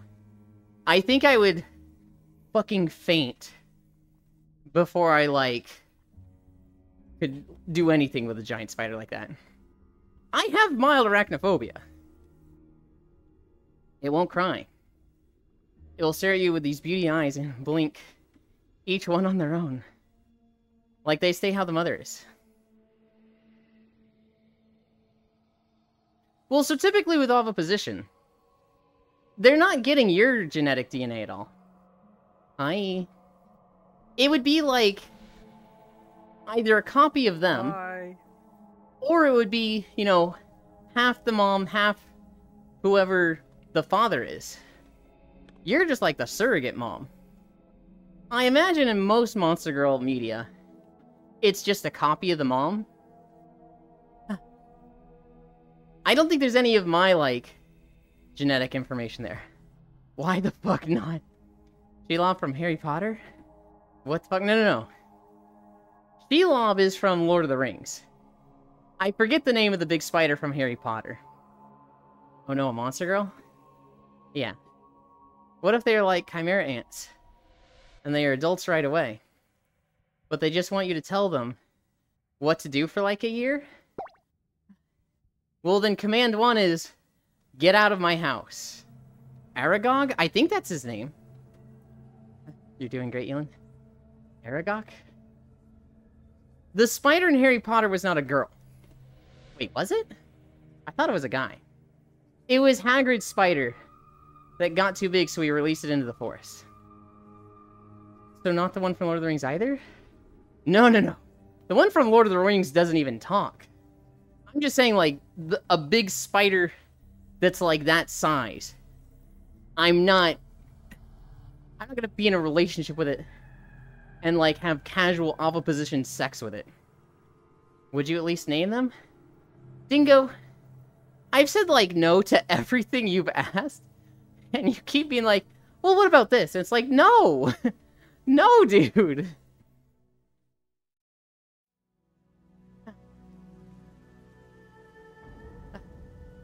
I just want to know the line? You are so far over the line. You're not even close to it. True, you should name them? I'm not naming them. What zone is this? Rasserang Wilds? Oh, I see where we are.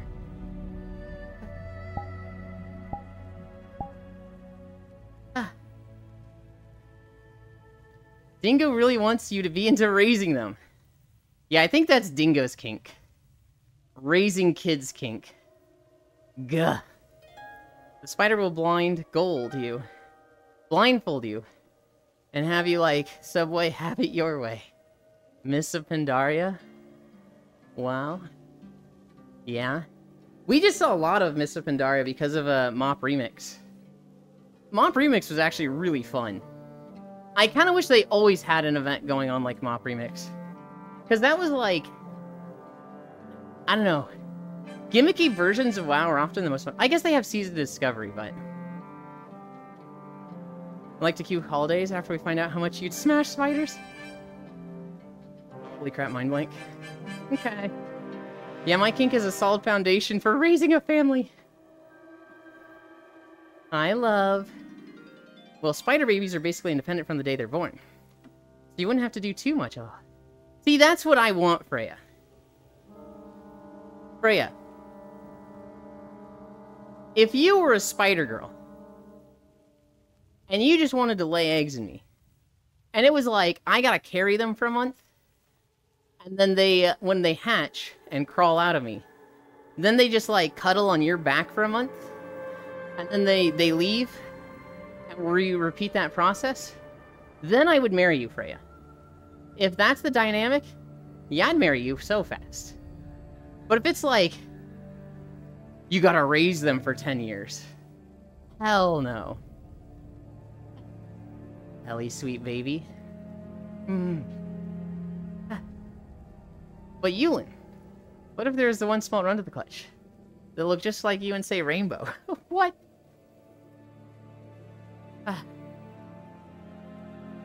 Freya, sweetie. Hi, hi, cutie pie.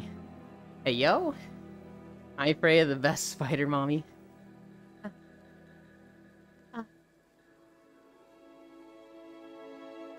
Oh, God. We are at 3.1 miles. Hi, everyone. Hey, yo. Damn, you all being so cute. Are we, Frost Hero? I feel like this is one of the most degenerate conversations we could have. Andy's reference. Andy's reference?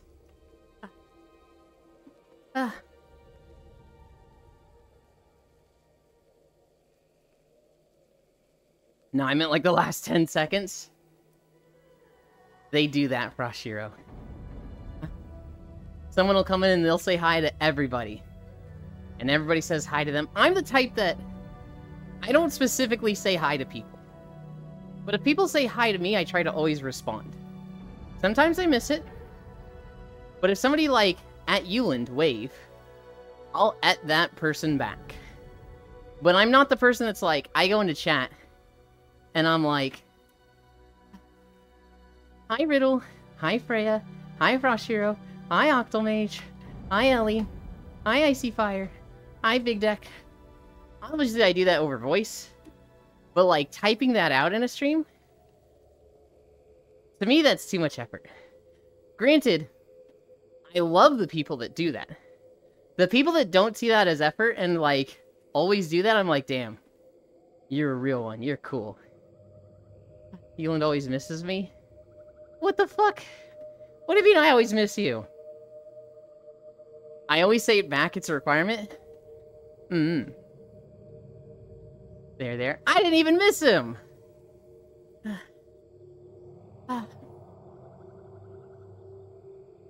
Yuli lazy tippy-tap typer. Look. I don't know, maybe it's because I'm always in like 3 to 4 streams at once. It's so much effort. When I start doing that, I don't have time for anything else.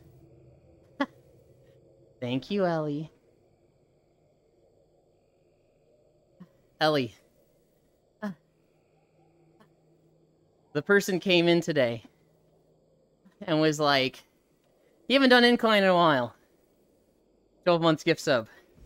My work here is done. I'm like, okay, thanks.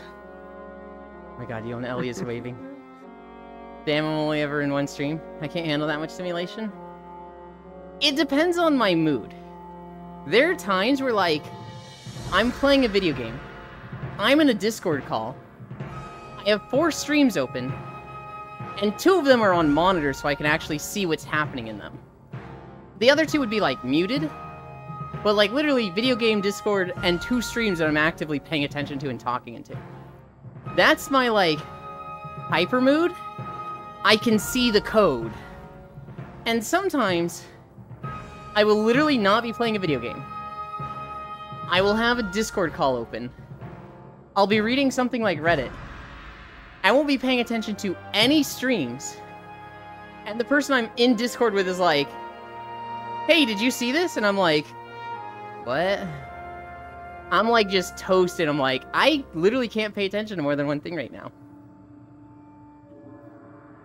If I'm having a busy day, I'll say a single hi message to everyone.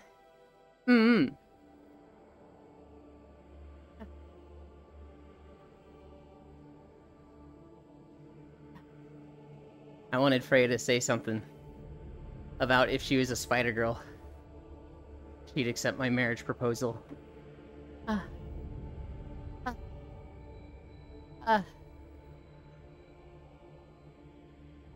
Yeah. What stories do I have? Holidays. No? Is that no marriage or no spider girl? Would you marry a wolf girl? It depends on what the, like, precedent is for raising wolf cubs. If it's like, we're gonna have 2 to 3 cubs, and you're expected to be dad for the next 18 years, I don't like that.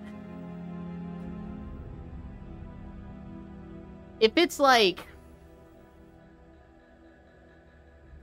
there's gonna be 2 to 3 cubs, but they only care about mom, and they tolerate dad, we get along, but they never come to me for shit, they always go to mom. Still no? That sounds weird. If they're like fucking monster girls, and they come out like, maybe not fully grown, but like, able to handle themselves, they look like, I don't know, a 15-year-old girl that's just like mini size, and within like 2 weeks they grow to like 5 feet tall, and then they head off. Yeah. Yes. Would you marry me? No. The baby will be all over you, Ewan. Yeah, that sounds not ideal. Here we go back to the raising discussion. Worse than regular human kids. Oh god. So it's not even the fact of raising them. Just having them around that you find the issue. Kind of. It's more of like the responsibility of them. It's more of like having obligations to take care of someone else. I don't necessarily think that's a bad thing. But I've kind of determined in my life, the less responsibility I have, the less obligations I have, the more free I feel. And thus the happier I am. So if I, like, If I have to go to work to earn money, to pay my rent and food, and if I lose my job, I die, that makes me unhappy. If I, like, live with my parents and have savings, and if this fell through, I'd be fine for years, that makes me really happy. That's, like, that removes all the stress and, like, just feelings of confinement. If I was in a relationship, in a marriage, and we had a kid, I would love that kid immensely. I would, like, there would not be a single person in the world as important to me as them. They would be more important to me than the mother. At the same time, I would be looking at them as, like, I am obligated to protect this thing. I am responsible for this child being born. I am responsible to giving them the best possible upbringing for 18 years, even past 18 years. For my entire life, for the rest of my life, I am responsible and obligated to care for this thing. And just having that bond, just having that sense of responsibility to me is like, I feel less free. And that makes me unhappy. I can't believe this. My heart is decimated, obliterated even. It's not a bad thing. But I just don't want any part of it. My heart went for the beef and parkour civilization. Imagine you and be like, finally I can have my private time. Go into his room. Find out they are sleeping in his bed. Walking into the room and seeing the babies fast asleep is honestly the sweetest thing. See, to me, Freya, I would see kids sleeping and just think, cool, nothing is going wrong. Protect this thing is an expression of your love? Okay, Anakin Skyland? I see. So we're scared that you might not be a perfect parent. So you feel trapped in the child's upbringing? I completely disagree with the first half. I don't think there's any, like, fear about being a perfect parent. I know I wouldn't be a perfect parent. There's nothing about a fear of being good enough. It is just, my freedom makes me happy. And raising a child is, in my eyes, the biggest responsibility a normal person can undertake. Obviously, if you become, like, President of the United States, that's a bigger responsibility than raising a kid. But for a normal person, raising a kid is just about the biggest responsibility you can have. And having that responsibility means less freedom. And less freedom makes me less happy.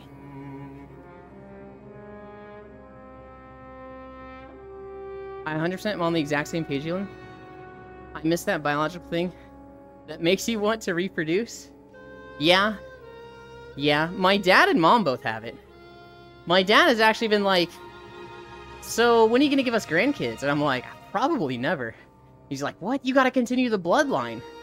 And I think I looked at him and I was like, your bloodline dies with me, Dad. And he was like, what the fuck?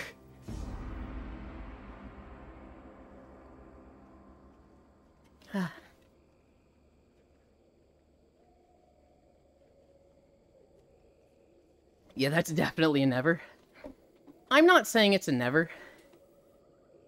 You know, I could meet someone that just changes my life. They're just incredible, gives me everything I want, and, like, they set me up for happiness. They provide a life for me that I'm just like, I never want this to end.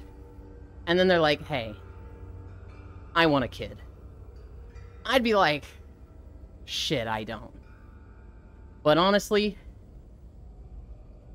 and this sounds super shitty, if it was like, you've made enough money to enable us to have a kid, not I have made enough money. Not I am going to, like, buckle down and become a good father and provide for the family. No, that's not happening. But if I'm with a woman and she's like, I already have enough money that we could raise a kid, and I don't have to, like, push myself at work. I don't need to, like, eventually get a promotion. I don't need to work 6 days a week. Not necessarily I could retire right now and we'd be fine for the rest of our lives. But if she has been, like, the more than good enough breadwinner, and she wants a kid, and I'm at a point where I'm, like, totally fucking happy, then it's like, okay, I'm not against this. I have it. I need resources to raise the kids. For all my friends that had kids, I only got that feeling of wanting children, loving having them around after getting pregnant. You know what really pisses them off, Froshiro? If somebody's like, it changes once you have a kid. Once you have a kid, you're so happy, and you don't get it until you have a kid. They're like so awesome. If you then look at them and go, wow, that sounds like copium, they get fuming mad. Your bloodline dies with me, fire. Retirement is on the table. If they provide, I don't think they will ask you. You will just see her having a big belly. That's not how it works, Riddle. I can imagine. Imagine a spider. But you would be against it if she was a spider. No, I think the same thing would apply if she was a spider. I think maybe it's a little bit more of a push because it wouldn't be just one kid. It'd be a fucking clutch of kids. I'd be raising 20 to 50. And not just 1 to 3. That honestly sounds like a scam. Right, Octal? When people are like, you don't get it. Once you have a kid, then you'll understand. I'm like, wow. That sounds like some hard fucking copium. And you were trying to justify that you're stuck with a kid. And when you say that to somebody who's like trying to tell you how it changes and how you just love them more than anything once you have a kid, oh, they see fucking red. Honestly, the question that gets them the most stumped is, so why did you want the baby in the first place then? Kids seem expensive and time-consuming. I'd rather buy stuff I don't need. Yeah. They can be happy with their choices. But trying to convince you that you're the same way is lame? I 100% agree. I 100% agree.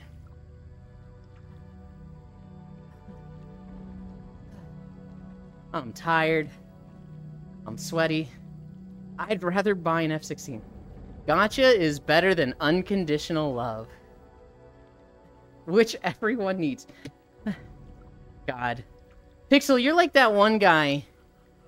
Pony Supreme, I think his name was? Oh, what was his name? He was the guy that was running for president in 2024 and 2016. He had a big old boot on his head. And he's like, if I'm elected president, everyone gets a pony. Government mandated pony for everybody.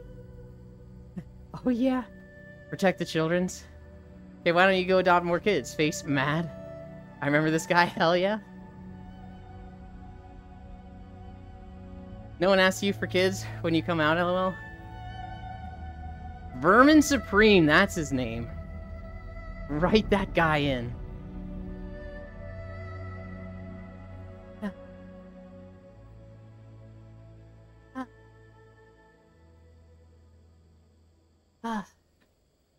Holidays. Icy Fire's getting mad at me.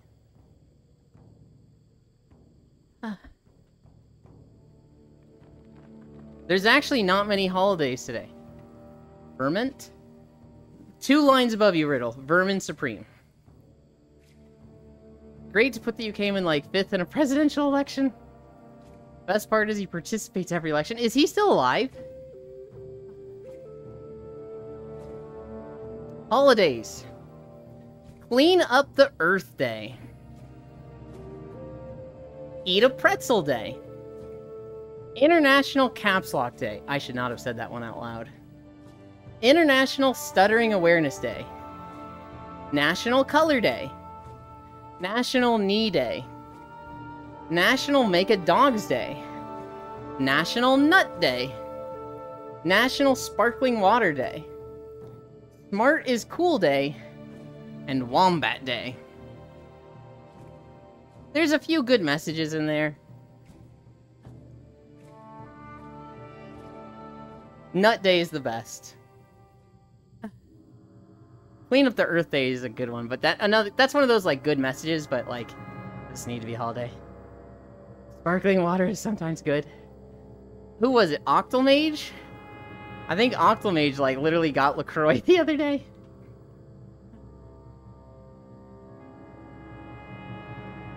Opinion on wombats? What exactly is a wombat again? Nut on you and muffin Subarashi. Excuse me while I go nut for nut day. Had to DoorDash some?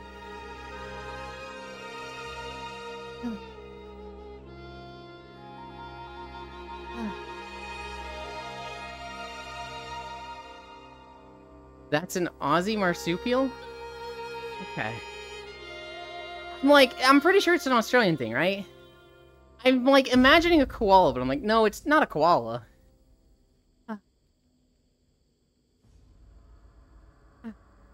That's your opinion, then? What even are those? Senreal mentioned? No. Senreal was not mentioned at all. Wombat?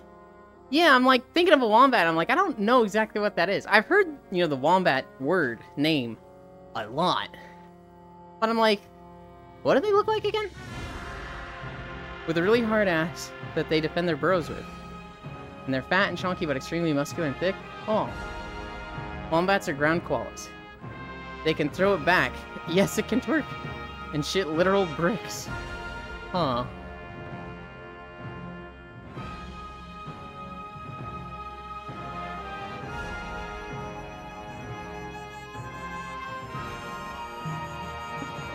You'll shit bricks when you see this wombat that's not a bat. And they're aggro sometimes. They have sharp claws? Oh. But yeah, wombats are sometimes cute as fuck, but also batshit insane. I see. Oh man. We're at 3.9. I really don't want to take a break. But going a whole other mile is just like, this is hard. This is hard. Like a chunky koala, I guess, but they can't climb either? Oh, okay. I heard an Aussie use the excuse that a wombat chewed their internet cables for missing a raid. Incredible. My uncle got mauled by a wombat because my cousin got too close to its den or something. Damn.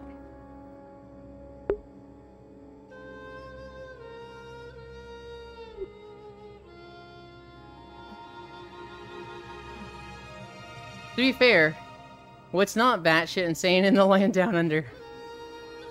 Yeah? Okay. Here's the story. I was talking about Satisfactory earlier, right? I set up my plastic factory this morning. It was like 1 a.m. to 4 a.m. Satisfactory tweeted out about Factorio. So Factorio had a big DLC update yesterday. They had their space DLC where you can play different planets. Satisfactory tweeted out, go play Factorio. There's a lot of competition between Satisfactory and Factorio. People compare the two a lot. And their, like, most loyal tribal fans get really weird. And they're like, Satisfactory sucks because there's more math in Factorio. Factorio sucks because it's 2D and ugly. But, like, the devs for the games get along. They recognize there's no game that's more like our game than this other one. And so the Satisfactory devs... Hi, Kyo. The Satisfactory devs were like, go play Factorio. That's it. That's the whole tweet. They do chew through a lot of things. And also they're renowned for drowning when it rains a lot, because yeah. Did he bag it? Nah. He's had a lot of stitches and hospital visit? Oh god. Is it a local park, naturally? Koalas are in second place next to Panda. Factorio is different to Satisfactory. They're the most similar to each other. But they are very different. My understanding is that if you enjoy the numbers and the logistics more, you'll have more fun with Factorio.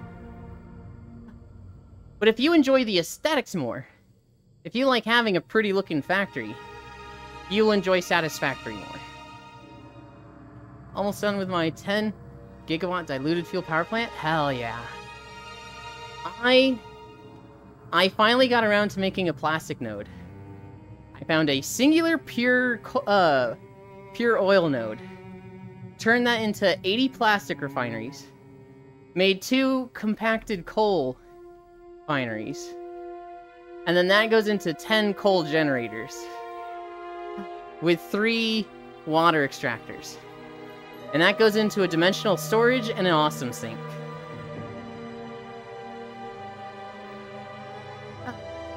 Hi, how goes the walk? It is so rough, Keo. Literally before we even got on the treadmill, Matthews came in and put me at 12 incline. I am so tired and sweaty. Keo, are you streaming today? Do you want to get on and cuddle? If you're not streaming, take a nap with me. Space Engineers is more like Satisfactory? You know what? I've actually heard that, too. I think that one makes sense. They're similar. But later on in the game, Satisfactory moves away from Factorio? Like when Minecraft and Terraria said go play the other game, I love that. Yeah! Architect game versus engineer game. You gotta love a big resource bus. I actually didn't do a big bus this time, Pop-Tarts. The last 3 playthroughs of Satisfactory, I've done a mega factory bus. That, like, just has all the resources. All of the, like, stuff feeding into central storage. But for 1.0, I was like, I don't want to do a mega bus.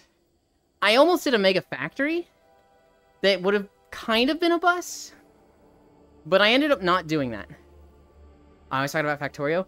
Satisfactory has buses too. I've never played Factorio, actually. I look at it and I'm like, this is hard for me to appeal to, because I just like the 3D and aesthetics of Satisfactory. And then you tell me things like, oh yeah, the mining nodes run out in Factorio. I'm like, well, I fucking hate that. I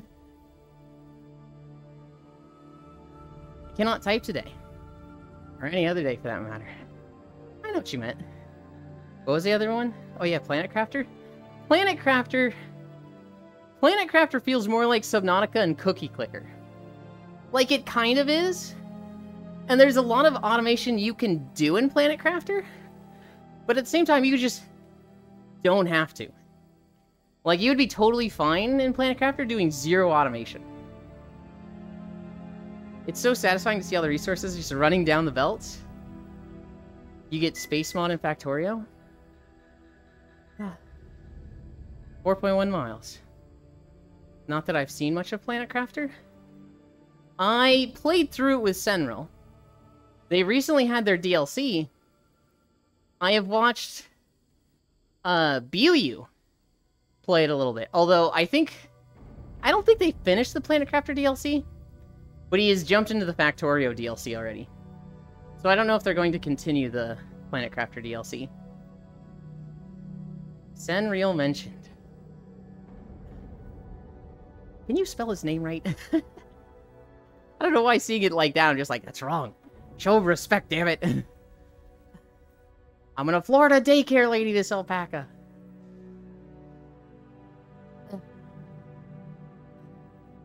One more mile, guys. Just one more. Haven't seen the cheese lover in a while. Is the cheese lover Atticus? Because rat. I didn't... If Senril likes cheese, I didn't know that.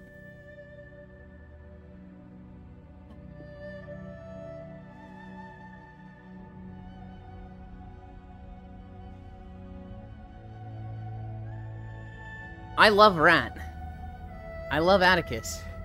He keeps playing games I don't want to watch. He's playing Kingdom Hearts, and I'm like... Eh. We all love cheese. I'm not a big fan of cheese. Oh, that's right. Factorio has enemies that invade your factory. So you have to build walls and defenses. Goddamn biters. Buyu? Oh, Buyu likes cheese? I mean, everybody likes cheese, but... Huh. I've been watching Buyu streams a lot lately. I like Buyu. Kingdom Hearts or horror game, pick one. Kingdom Hearts. I'd rather watch or play Kingdom Hearts than watch or play a horror game. Cheese with super spicy noodles is like gasm. That's a gasm, right? Yeah. Oh my god, guys. 0.8 more miles. I'm fucking sweaty. I'm fucking tired. Yu loves him some cheese like we love our milk? Hell yeah.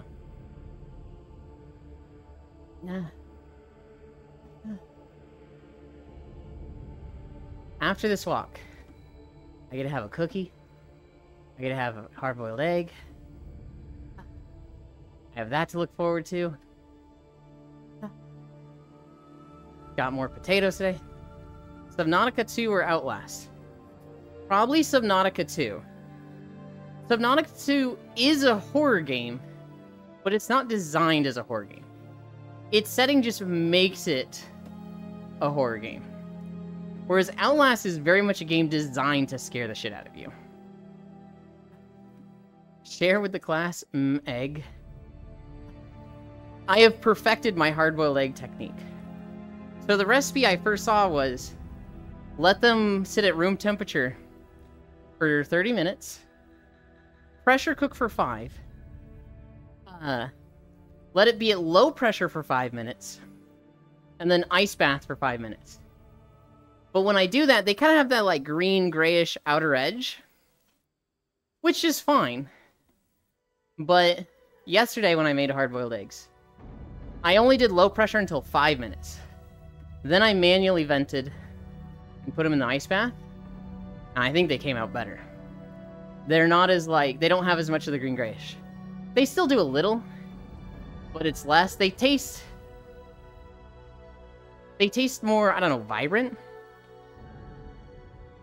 Do you do the ramen egg hard-boiled egg? I don't know what the ramen egg hard-boiled egg is. Doesn't make it skewed, but yeah. You invented such. This bud venting. Yes. Make them with a pressure cooker, you dorks. I need to send you the pickled egg recipe? You can. I'm never gonna make pickled eggs. I promise you I'm never gonna have that. That just sounds so unappetizing.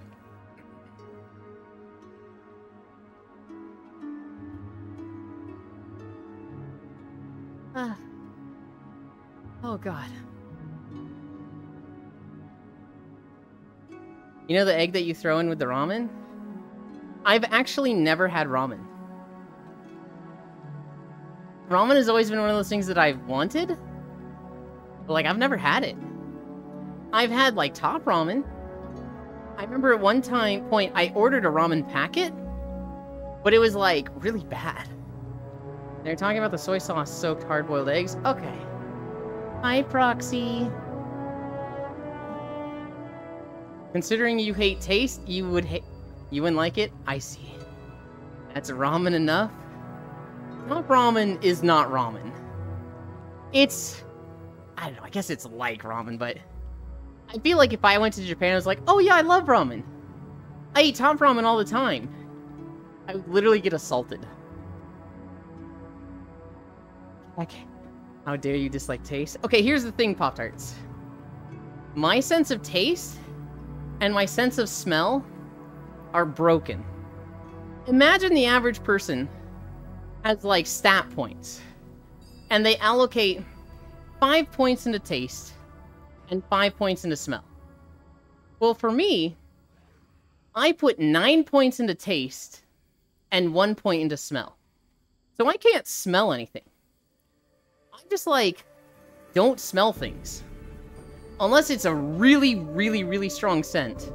Like poop or coffee. I just don't smell stuff. But my sense of taste is hypersensitive. Like fizzy drinks actually hurt. Most flavors I find overwhelming and make me gag and like have a reflex to like throw up. And so my favorite foods are extremely bland. I really like bean burritos, which is literally a burrito with half a can of red beans.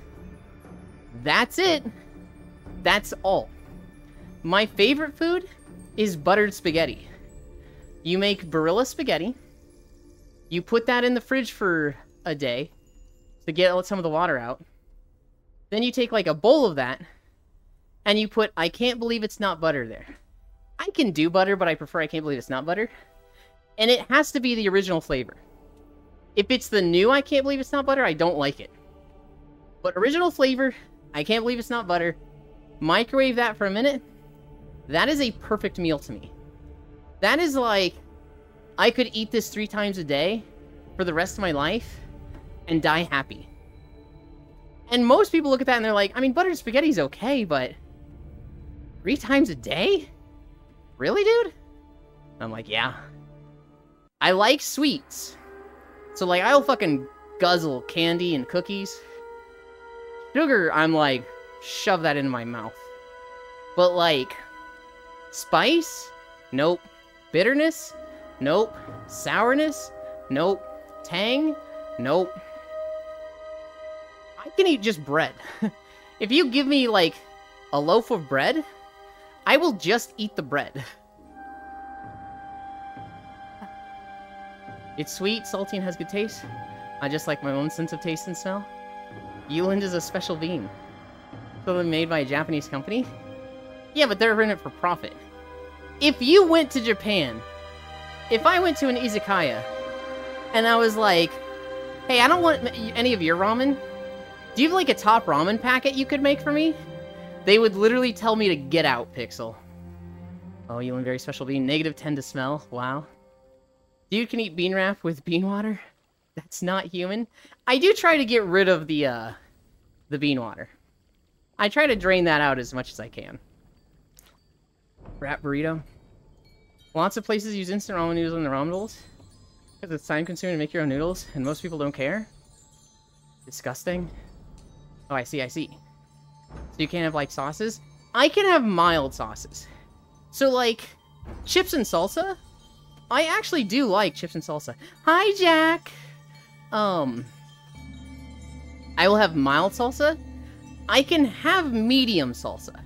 But, like, when I eat chips and salsa, I don't scoop. I dip the chip so that it has, like, the salsa juice on it, but none of the chunks. And then, like, if it's medium salsa, I have, like, milk on hand. It's like one chip, immediate milk. Whew. Ah. Whew. That's some intense salsa, am I right? And my dad's like, it's literally medium, dude. Tell me, do you not think Yuland came from a dystopian future where humans eat black protein bars? I'm at least putting peanut butter on the bread. I do like peanut butter. I could have, like, so, okay. If I have peanut butter, and this is what I had for years as my lunch in school, because obviously I'm such a picky eater, you know, going to the cafeteria and being like, hey, what's today? We're having chili. I think I'll just go hungry. I always wanted cold lunch. I just wanted to bring my own. And what I would always bring was a peanut butter sandwich. Bread, peanut butter, bread. That was my lunch. Alright, I joined in on shove that in my mouth. What are we talking about? At that moment, sugar. Yuland turns into Ash Baby if 3 extra spice molecules are added to plain wafer. Fun fact, the founder of Nissan was a Taiwanese man who immigrated to Japan and naturalized for his wife. Went to the US to enter the US market and opened a factory in Pennsylvania. This was like all in the 60s. Boy, Jack? Jack? No, Jack's not here, what? I said hi to Jack, not Jack. Sounds like the protein slurry machine in RimWorld. This fact is fun. I don't see a Jack, so I'm assuming that was to me. Hi, Yuland. That was to that Jack. Lego Kyle is Jack the Haggard in VR chat. And so, I saw Jack before Kyle. I called him Jack. I got the extra hot. I gotta get the extra hot or I can't taste it. Oh god, you're like my dad. My dad? Literal opposite of me. Except he didn't get extra stats in, like, smell. He just has like a 2 of 5 or 2 points in taste. So he literally has to have Tabasco on him at all times or he can't taste it. Wait, what? No, that's Kyle. No, that's Jack. I am both.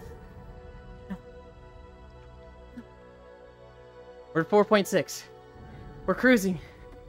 Ah, Jack, I'm so tired. The Jack-Kyle hybrid is real. Jack, do you ever take naps in VR chat? Do you ever just, like, sleep in VR?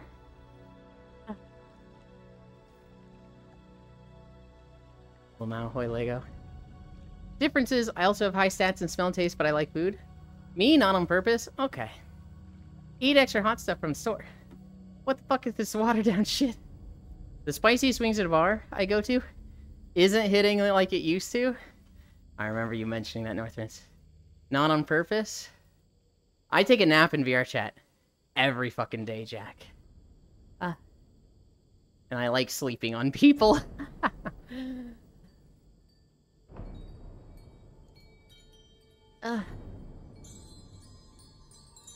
We are at 4.6. Roxy hug. Roxy has been going through Final Fantasy 16. That's a game that, like, I feel like I've watched so much streams of it, and I have no sense of the story. It just feels like I tune into any stream of Final Fantasy 16, I have no idea in the story where they are. The longest I've been asleep in VR is about an hour and a half, showing a particularly dull movie. Woohoo, 4.6 miles. You got this, Ewan. We're almost there. And we didn't need a break on an incline day. Things are occurring. Yeah, FF16 is confusing if you're not playing it. It looks good. The combat looks really good. But, like, I don't know. There's other games I can think of where it's like, oh, they're at this point in the story, I can tell because of these. In a Tales game, you know exactly where they are based on the members in the party, right? If you're watching Tales of Symphonia and you see Kratos in the party, you know they're in the first half. If you don't see Kratos and you see Presea, Regal, Zelos, you know they're in the second half, right? Because Tales games have, like, at least 6 characters that they add, you know exactly where they are in the story based on how many party members they have. Whereas, like, Final Fantasy, I feel like you get your 3 really fast, or whoever they let you use, and then that's just, like, that's what you have for the game. Sometimes they come in and out, so, like, Proxy just did a thing where the one girl, the main girl, isn't in the party, and this other person is in the party. And so I think somebody really familiar with the story would be like, ah, they're at this chapter. Only like that in the newer ones? Yeah. Is FF16 the one fantasy setting? Brittle, they're all the fantasy setting.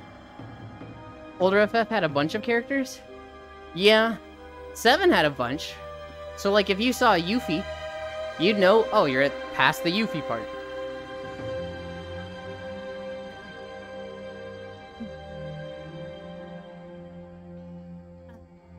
Tales has kind of been doing the same thing, Proxy.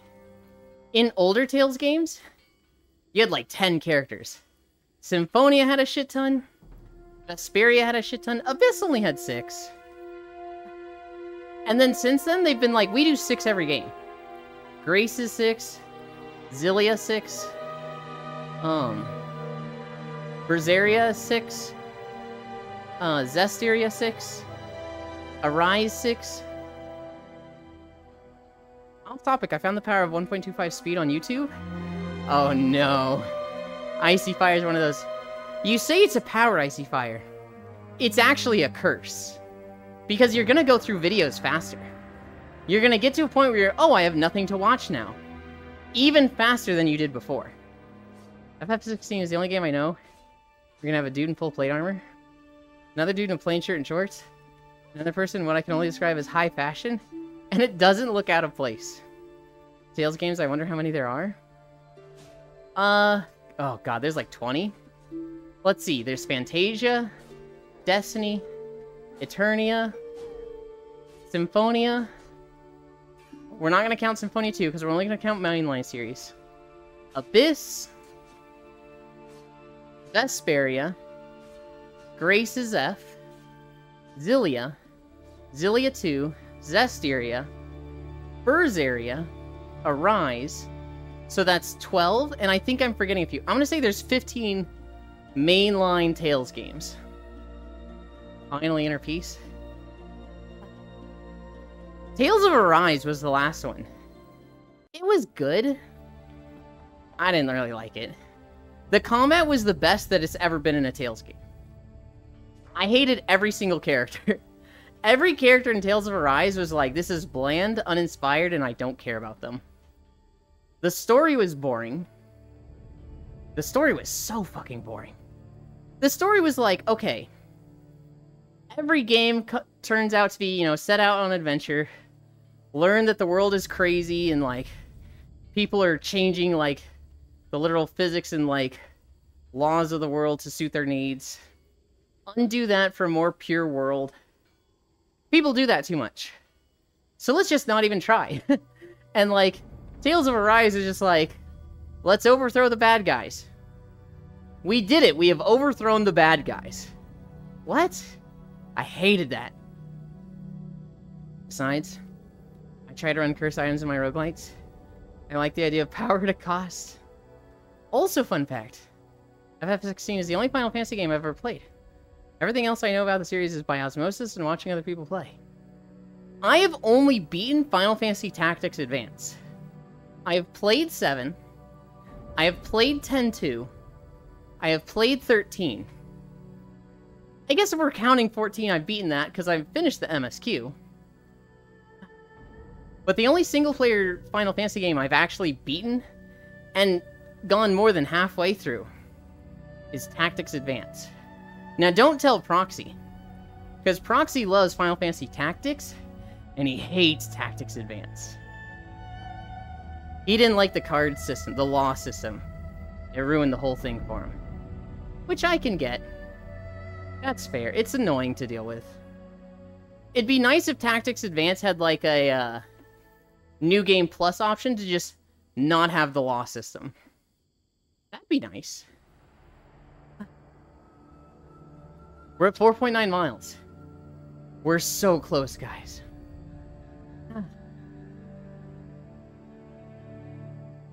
Based as God, Proxy. I love Tactics Advance. I have the third game. Final Fantasy Tactics Age of Calamity or something? I never got far in it. I should. That's one of those games I want to play. Oh my god. I'm saying 16 when I mean 14? I just woke up, forgive me. All good. Good morning, Kyle. Kyle, good morning, Jack. I read your name instead of thinking about it.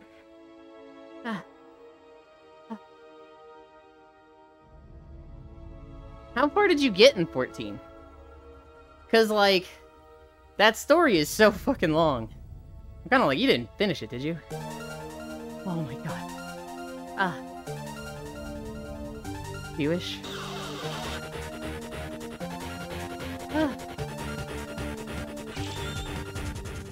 Come. Come. Thank you, Anon. We are already maxed incline. We're also at the end. But thank you, I greatly appreciate that. You guys have been fucking weird today. You guys have been so generous today. You spoil me. I think this is the end of Craftsring Wilds. No, I think there's like one more walk. There's one more route. Okay. I never played Final Fantasy Tactics. In Tactics Advance, I think I had a really basic team. I think I had an assassin, a dragoon, a paladin, a white mage, a summoner, and who was my sixth? Probably a red mage. I probably should have had an animist, because that would have been cool to me, but I didn't know enough about animists to, like, know how to get them and play them. When I played Calamity, I didn't get far. But I remember I wanted to do a theme team. I wanted to do like a bruiser guild. That was like, instead of well-balanced and well-rounded, it'd be like a bunch of ruffians that all have like, they're a guild together. So instead of like, hey, we need to recruit specifically a mage for our group because we need a caster, it was like, hey, we're the fucking Brawlers Guild. And anybody that's a brawler shows up. So I had like the fighter, the monk, the battle warrior, the soldier. Like I just had literally just, I'm the strength punch shit dudes. Which got me into trouble in one fight, because there was one fight where it was like, magic was super effective and like, they were resistant to physical attacks. But I was like, I don't fucking care, this is fun. It was very much a rushdown team. I remember I'd get into a fight, and 3 of my dudes would just sprint at the white mage, and they just fucking all and like surround it and beat the shit out of it. And the other team's like, well, what the fuck do we do now? 5 miles. 5 miles. We did it with no brakes. I'm really happy. Anytime I do an incline day without brakes. Okay.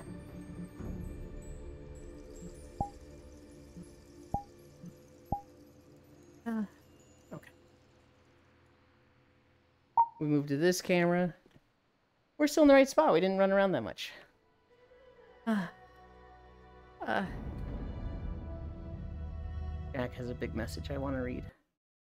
We gotta pause this. We're almost at the end of the video.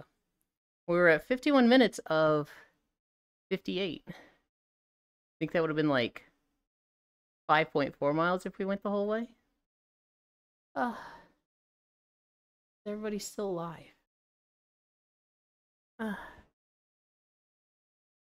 They are. They are all still. Oh, God. I just opened up the streams I was lurking in. Fucking shock rails playing Satisfactory. And bleeding spaghetti everywhere like a fucking gremlin degenerate. What the fuck did I just see, Ellie? Look, I get that you watch Nokotan and you think deers are really cool right now, but I looked over and you looked like you were scratching the side of your head with your fucking foot like a dog. What? There ain't no way you were doing that just to be flexible. Ellie, explain. Just putting my trackers back on. I looked over and I just saw your foot, like, waving next to your, like, cheekbone. And I was like, what? Literally like that. It caught me so off guard. It caught me, like, so off guard. It's a white mage, bully the nerd, the student themes. I got to the end of the base game in 14, I think, and then a quarter of the way through the next expansion. It was after playing for a month and a half straight. Got burnt down after that. This was before the it's free before you hit 70 thing was a thing. Played using a free month drop a friend of mine got on Twitch. Then streamers gave me another free month because they saw me playing so much. Yeah. I imagine people tell you all the time, you should go back, you know, they've got a lot more. And it just gets better, but I imagine it's just like, maybe if I feel like it. Sorry for the wall of text. Here's a little secret, Jack. This isn't a VR chat stream. It's a just chatting stream. And half of my chatting is just reading what you guys say. So I see a wall of text, and for other streams, that'd be like, ugh, I hate this. And if you were playing it, if you were playing League of Legends, and you were like, dude, I'm trying to like last hit, and this dude wants me to read a fucking paragraph, I could see that being annoying. But for me, reading out your essay is just like, it makes it easy mode for me. It means I have to turn my brain off. And like, just like, yeah. Oh, wrong pin. Done already? Fuck you, Pixel. You booba, wake back. You done? We just getting started. Fuck you, Riddle. Alright, who's not dead? Sound off. Spaghetti is love, spaghetti is life. That's what they do? I know that's what they do. I can do that? Stop judging Ellie, SMH. Ellie's evolving. Can Ellie F as a dog also? Probably. Ellie is a freak in the sheets, nerd in the streets. I don't have the money. Isn't it free right now, Kyle? I'm pretty sure it's just free to play until Stormblood. Actually, it might not be free. It might be like, because you have paid at one point, you can never be a trial. So you have to pay, even though you're in Heavensward. If you want to, Kyle, you might want to talk to Full Metal Ratchet, because he knows a lot about this. You might be able to just play the first 2 expansions for free. Feel you? What were you saying, Ellie? No, it's whatever. Cool. We don't need to talk about me. Why not? You're a delight. It's fun to talk about you. Oh.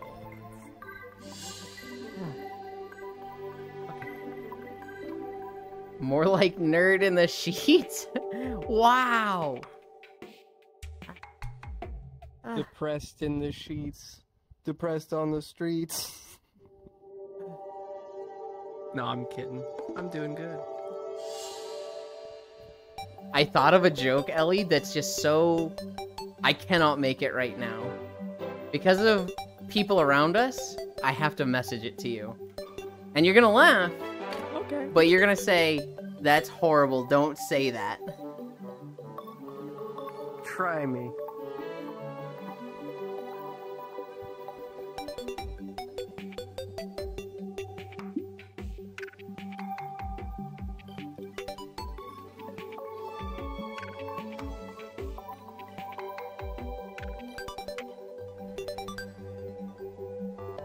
Check 5 times that's going to the right person. Wow, Yulin, that's horrible. You can't say that. That's actually pretty good, though. It's good,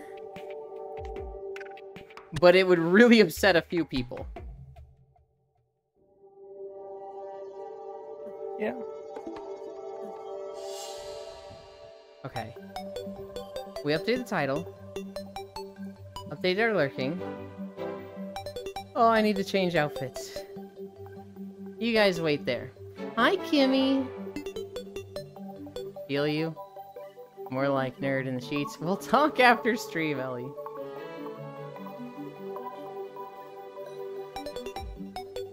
Alright. Avatars. Yuli naked. Make sure my dick's not out. Yep.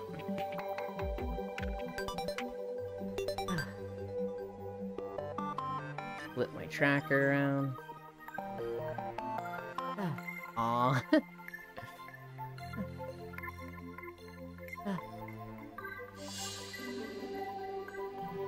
Calibrate.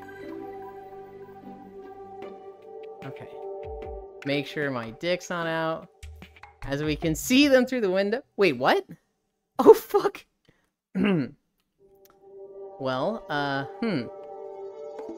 It wasn't out, right? So, nothing to worry about. I still have my pom-pom out on this avatar.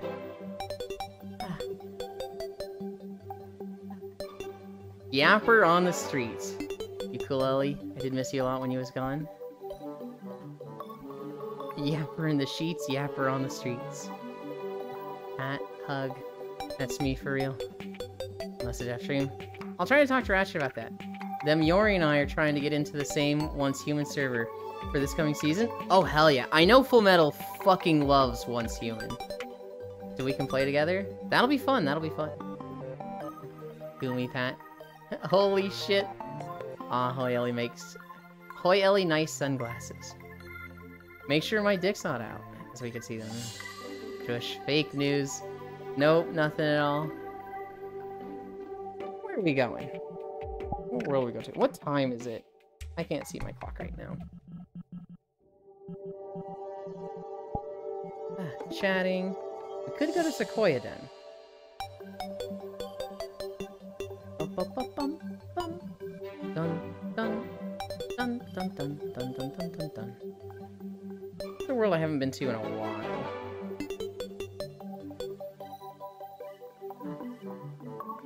I haven't been to Seabreeze in a while. I haven't been to Snow Peak or... What's the other one? Lonesome Aurora. Wait, Lonesome Aurora is Wispy. That's not the one I'm thinking of.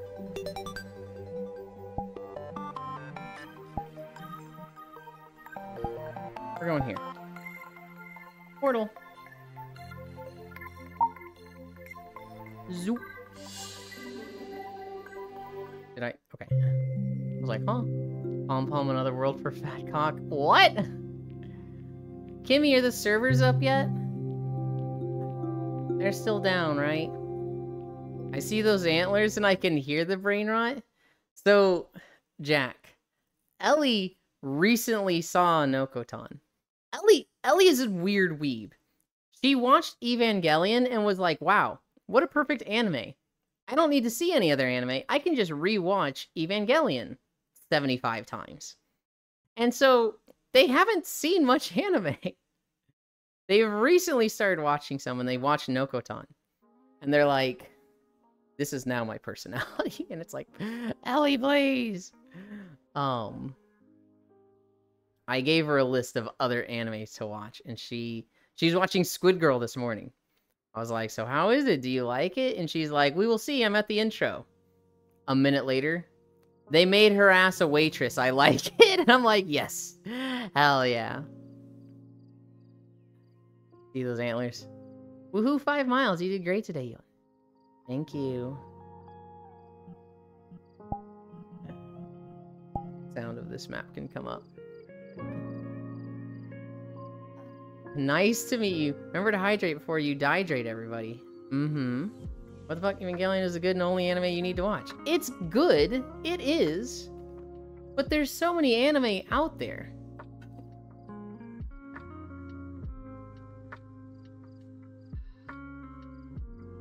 Holy shit, I ran out of water today. That usually doesn't happen. Usually I go through like half of my water bottle in the walk, or like 2/3 to 3/4 of it. I actually hit the bottom just now. But that's good.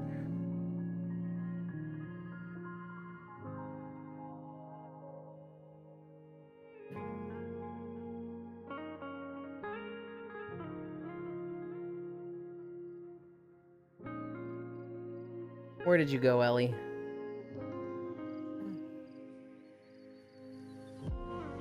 Where the fuck? Oh, Bird's hi. up there. Do I hear fucking Kimmy down there?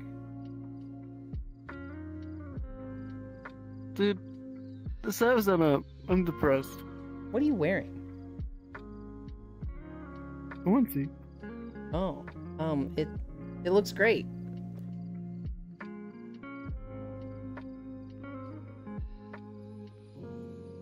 No, really, it looks super cute. I don't believe you. Why? Why not? What?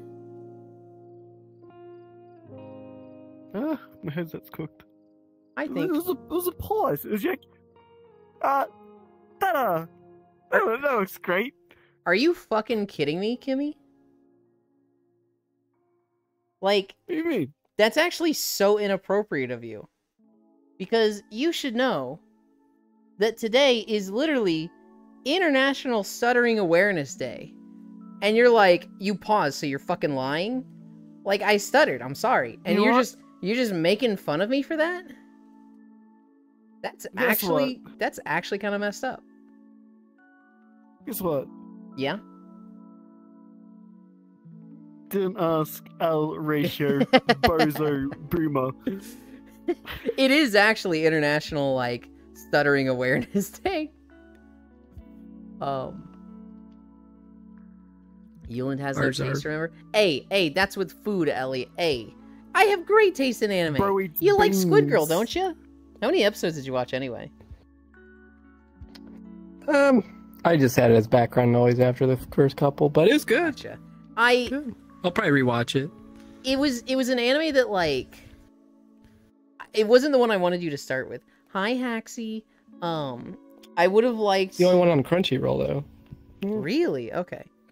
Nichijou or Daily Or at least Lives of in High Italy. School I don't know. Boys would have been better because those two are like peak comedy animes. Those two are like really, really good. Squid Girl was popular for its time, but something about Squid Girl is that what made it so popular in Japan was that it was all puns, and that's kind of lost in English. Mm. Ika Musume, Jack. It's literally, you've seen her a million times. It was the girl with the squid hat and the like squid tentacles that they collab with like every video game now, and everything has like a squid girl hat thing that collabs with this anime. It's still a good anime. It's still funny, but like what really made it in Japan was that like every fucking line was a pun, because Ika, which is squid, is so interchangeable and similar and like rhymable with damn near half the language. And so a lot of it was just really fucking clever squid puns the whole way through. It gets a little lost in English and in the dubs. Well, not the dubs, but the subs. But like it was still good. I had fun with it.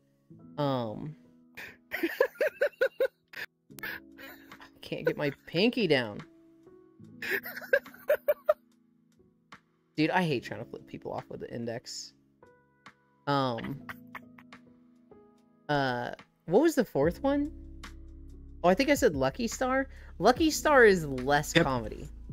Lucky Star is like, it has really fucking funny moments, and it has a lot of like referential stuff.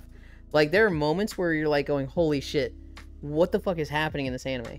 But then they will have like a 10-minute section where two girls talk about scones. And it's like, it's not always funny. But it is historical. Lucky Star set a lot of like firsts. A lot of people like saw Lucky Star and they were like, put this in our anime. I gotta catch up. Really good, but at the same time, really sad, bittersweet anime that I always recommend is To Your Eternity. It is so heckin' good. I was looking for comedy anime for Ellie. There's a lot of anime that like I would like to recommend to her, but she's been having so much fun with Nokoton that I'm like, let's find comedy stuff. I can only watch Shinji bust a nut on Asuka so many times where I never want to watch it anymore. I know it's hydrate or die straight. Nani, I don't remember that Skill part. issue. Roxy, most of your "it looks great" is followed by "you can't wear that on stream." Very fucking true. Kimmy's outfit is very much stream safe. It's about as stream safe as you can. Can't wear that. Now, No. her bounding boxes, we'd have to see that. Huh? Wait. I mean, this one should be fine. I didn't make this, so. Yeah. And like, even if you did make it, I imagine you've learned from that one time. Actually, probably is safe if I made it.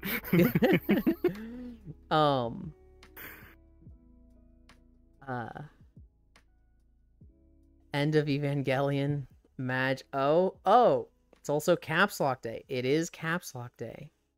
I thought it was pretty fun. I tried getting into Lucky Star, but I just couldn't get past the first episode. I remember like everybody talking about Lucky Star, and I was like, oh, okay, this is a super referential anime. I've seen clips of it. Like I'd seen the initial D clip from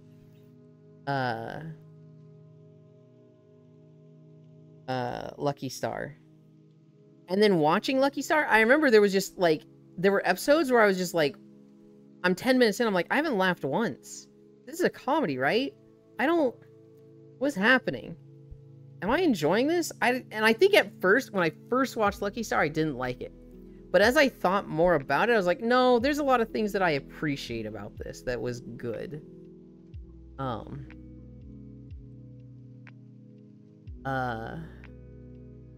I buy sausage, skill issue. Zombieland Saga, on the other hand, I could see Ellie liking Zombieland Saga. I haven't watched it myself, so I was hesitant to recommend it. To move away from comedies. Did you ever watch Initial D? Oh yeah, that was like one of the first animes I've ever watched. I was like, I feel like we've talked about it. It was like, we are in the bedroom, and then there's a ladder that goes up. Oh. The ladder. Hi. Hello. I'm trying to think of like funny anime. When I think of funny comedy anime, the like the top two, the pinnacle is Nichijou and Daily Lives of High School Boys, which is funny that they're known as that because Nichijou means daily lives. So one of them is Daily Lives and the other one is Daily Lives of High School Boys. And to differentiate them, people just refer to one as Nichijou and the other one as Daily Lives of High School Boys. Those two are like the funniest anime to me. Those two are like peak comedy. There's one character in Nichijou. Genetically, he just has a mohawk. He like cannot grow hair on the sides except for this mohawk. And so he looks like a punk, but he's really like the nicest kid. And so like throughout the show, as you see him, you see him with this mohawk and you're like, whoa, that's a bad kid. That's like, you know, he's a bad egg. He's a delinquent. And then like the second or third time you see him, he says like, hey, how are you?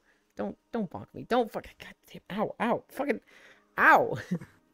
The second or third time you see this kid, he's like, hey, how are you? Let me know if there's anything I can help you with. Have a good day. And he's like literally the most polite and nice kid ever. And they like push that as his personality, right? And then like halfway through the show, there's a scene where you see him at home and he's sitting in front of a mirror. He's in his pajamas and he puts gel in his mohawk. And then he takes a comb and he splits it in half and he like pushes it over the sides of his head like a comb over so that he looks like he has a normal haircut. And he's looking at himself and he's posing in the mirror and he's like, oh, wow, that's what I'd look like. And then his mom like opens the door and she's like, hey, I made dinner. Oh, and she just starts fucking screaming at him not having a mohawk and having normal hair. And he like literally hits his desk with his knee. He's like, Mom, get out of my room. And it's like, it's literally like the scenario of like your mom walking in on you masturbating. But it's this poor kid who can only grow a mohawk just looking at himself with normal hair. That's fucking hilarious. I fucking love Nichijou. And like the other thing about Nichijou is they knew they had like a really funny anime. They knew it was going to be a hit. And so they said, triple the budget.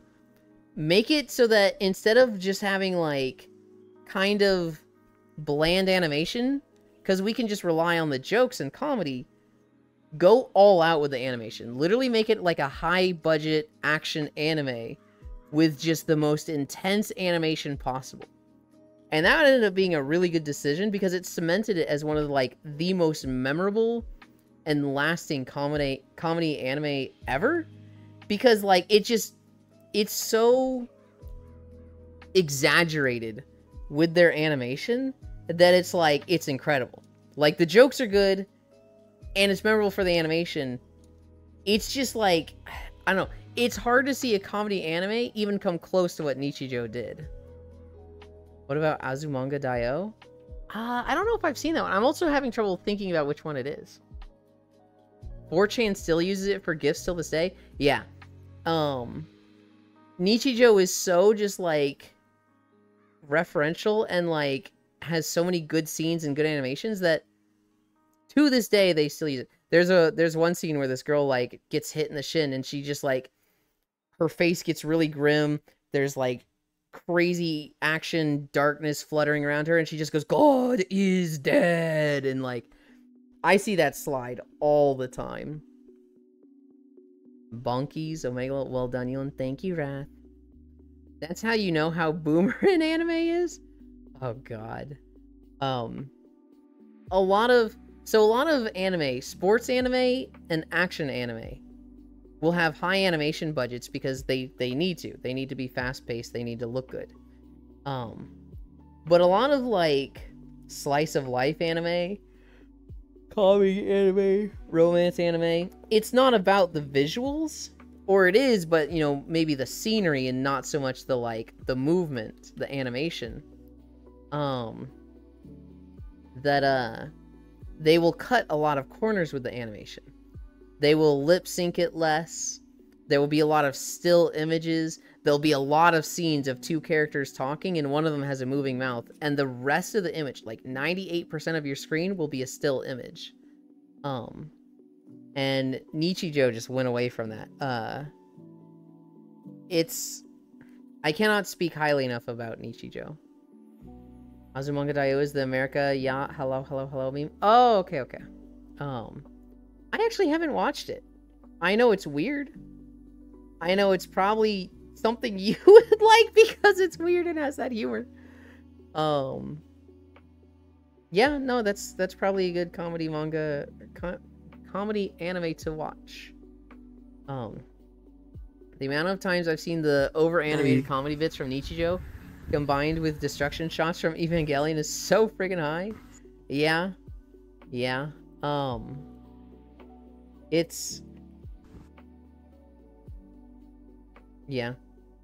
Is Nichijou the deer suplex anime? Yes, it is. That is the anime where there is a scene where a deer wanders into a school. And this girl who's being punished, she's, you know, standing outside the classroom holding water buckets as punishment. She's sitting there going, oh god, there's a deer on campus. I need to warn somebody. And the principal of the school just slowly walks up to the deer. And he holds out a deer treat. And the deer just fucking headbutts him right in the gut and knocks him over. And she's like, oh my god. And he gets up and he holds out the deer treats again. And it headbutts him again and knocks him over. And he like coughs up blood. And she's like, I need to tell somebody. What is happening? And he gets up again. And this time he takes his jacket off and he's got like a bulletproof vest on. And he fucking does a sumo stance and like challenges the deer. And this time he like grapples the deer's head. Works his way around and then suplexes it. And it's just like, what the fuck is happening? I remember studying the pre-exam rituals in Azumanga Daioh for like a culture class. Sent you the whole show in your DM? The whole show? What do you mean the whole show? Yeah. Is this The like whole show. Is this like a 5-hour Twitter video or something? Yeah, kind of. Oh my god. I sent that gift to Ellie. It's a 9-hour YouTube video. Oh my god. Oh! Plastic Nissan. I need to send that to you in DMs. Plastic Nissan is an anime that is very wild and random humor. Sadly, it's 3-minute episodes. So like you watch the whole thing in 30 minutes. But Plastic Nissan is so fucking funny. It is about these girls that are in a plastic models club. So they build like little plastic model tanks and airplanes. That is about 2% of the show. The rest of it is just the absolute craziness of these 3 fucking psychopath girls. There is one scene in particular where these 2 guys in an alleyway, they're flirting. They're not flirting. They're going to like bully these 2 other kids. They're gonna steal their lunch money. And this guy from the baseball team, he shows up to defend the 2. And he's like, hey, why don't you pick on someone your own size? Why don't you pick on me? And they're like, oh yeah, you think you can play with us? And he goes, I do. Let's play, big boys. And they're like, I don't like the way you said that. And the guy just goes, and he like flexes so hard that his like shirt just bursts off. He's just so ripped and muscular that his shirt just fucking shreds. And he's like ripped and shredded, and they're like, holy shit. He's also like wearing a bra. He's just wearing a lingerie lace bra under the outfit that he just ripped off. And they're like, what the fuck is going on? Like, dude, why are you wearing that? And the other guy goes, wait, hold on, dude. Look at his body. He's like really muscular. I think this guy could take us. And he just goes, I'm not done yet. Woo! And he flexes again, rips the bra strap, and it just shoots off and like lands on one of their faces. And they're just like, dude, we gotta get the fuck out of here. I shouldn't be saying this. Oh yeah. I should just let you watch it. But like, there's so much more to it. This show is fucking incredible. I definitely need to see that. I sent that For gift sure. to Ellie one time. No, it's 10 hours. Holy Ellie core, same. Plastic Nissan. It's plastic space NEE-SAN. If I don't remember, that's me saying it to you. Mm. Between the two of us, one of us will hopefully remember. I wish it was longer than just 3-minute episodes. It's one of those anime that just like, I don't know why they make them like this. Maybe to like get their name out there as a studio and get bigger contracts. This is like when they're just starting. But every now and then there's animes that are like 3 minutes long or 15 minutes long. And you're just like, man, I wish there was more, because like it's so good. Now maybe it's so good because they're so concentrated, right? When you only have to animate and tell jokes for 3 minutes, you don't run into the problem of like stretching shit out, which a lot of anime, I would say Nokotan is guilty of this, where it's like you've got a really funny joke that's good for an episode or two, and turning that into 12 episodes is like, this is kind of going on a while. Another anime like that is I think it's Sakamoto is a Gentleman, something like that. It's about this guy who, he is so cool, he is so composed, he is always so calm that every girl in the school finds him very attractive. And the rest of the school, like all the teachers and the boys, are just like, man, just once I'd like to see this guy flustered. Just once I'd like to see him mess up and not be perfect. And so it's 12 episodes of people trying to fuck with him, but he's so just ready and cool and collected for everything that he can handle any situation. So like, there's one scene where he's about to be late for school, and the coach, so what they'll do in Japanese schools is they will actually close a gate to the school so that like random people can't just get inside. And the coach is like, oh, he's running late. I get to close the gate on him. He's finally gonna be tardy, and this'll get him. And he closes the gate, right? And he's like, haha, take that. But he like shows up to school with a fucking pole vault and just goes right over the gate and goes to class anyway. And it's like, it's funny for one episode. And then the next 11 episodes, you're just like, do they have any other jokes other than this guy is absurdly prepared for every situation? Because it's getting tiresome. I'm trying to think of another anime like that. I don't know, a lot of like B tier anime that's like, yeah, it was funny, it had its good joke, but it just didn't last. I'm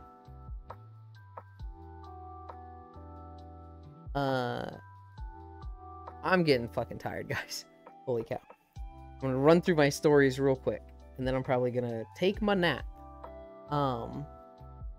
There's been a breakthrough for diabetes. Scientists have discovered a treatment for diabetes that involves, it's like 2 different treatments combined, and it's had like a 90% success rate so far. But basically, it eliminates the need for insulin. Not like entirely in your body, but it removes the need for you to have additional insulin. I can't wait to never hear about this treatment again, because that seems to always happen. Where it's like, yay, we cured cancer, and cancer's still a problem. This bitch tired as fuck, diabetes. Rock again. After this month, it will be forgotten. Yeah, rip to a real one, Wilford Brimley.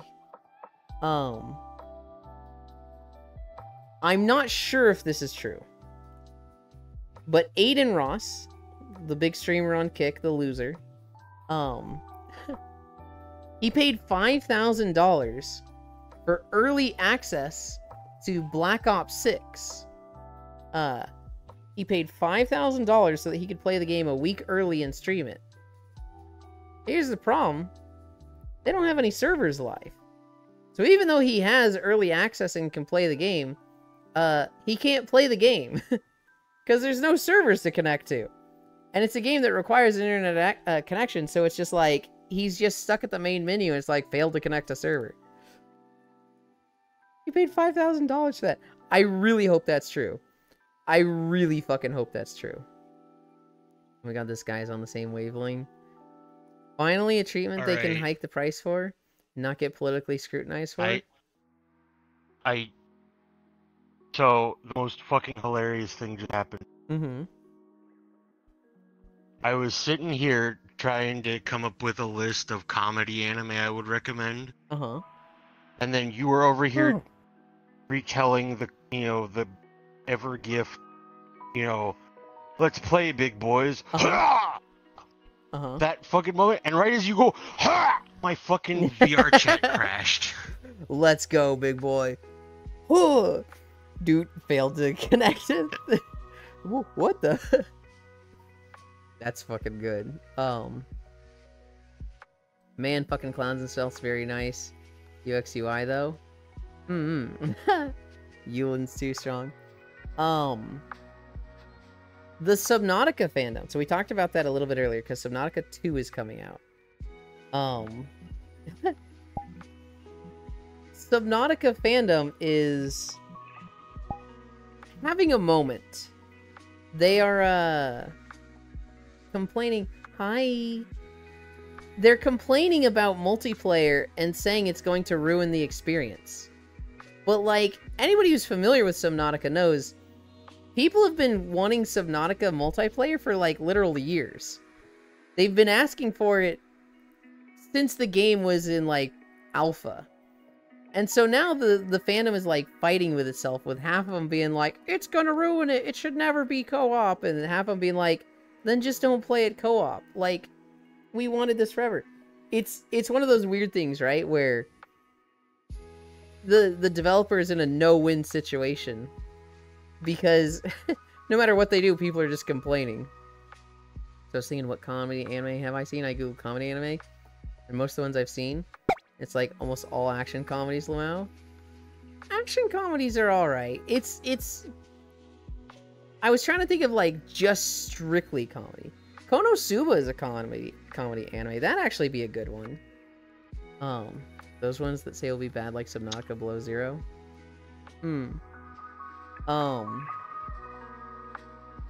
Ubisoft cancels Assassin's Creed Shadows early access.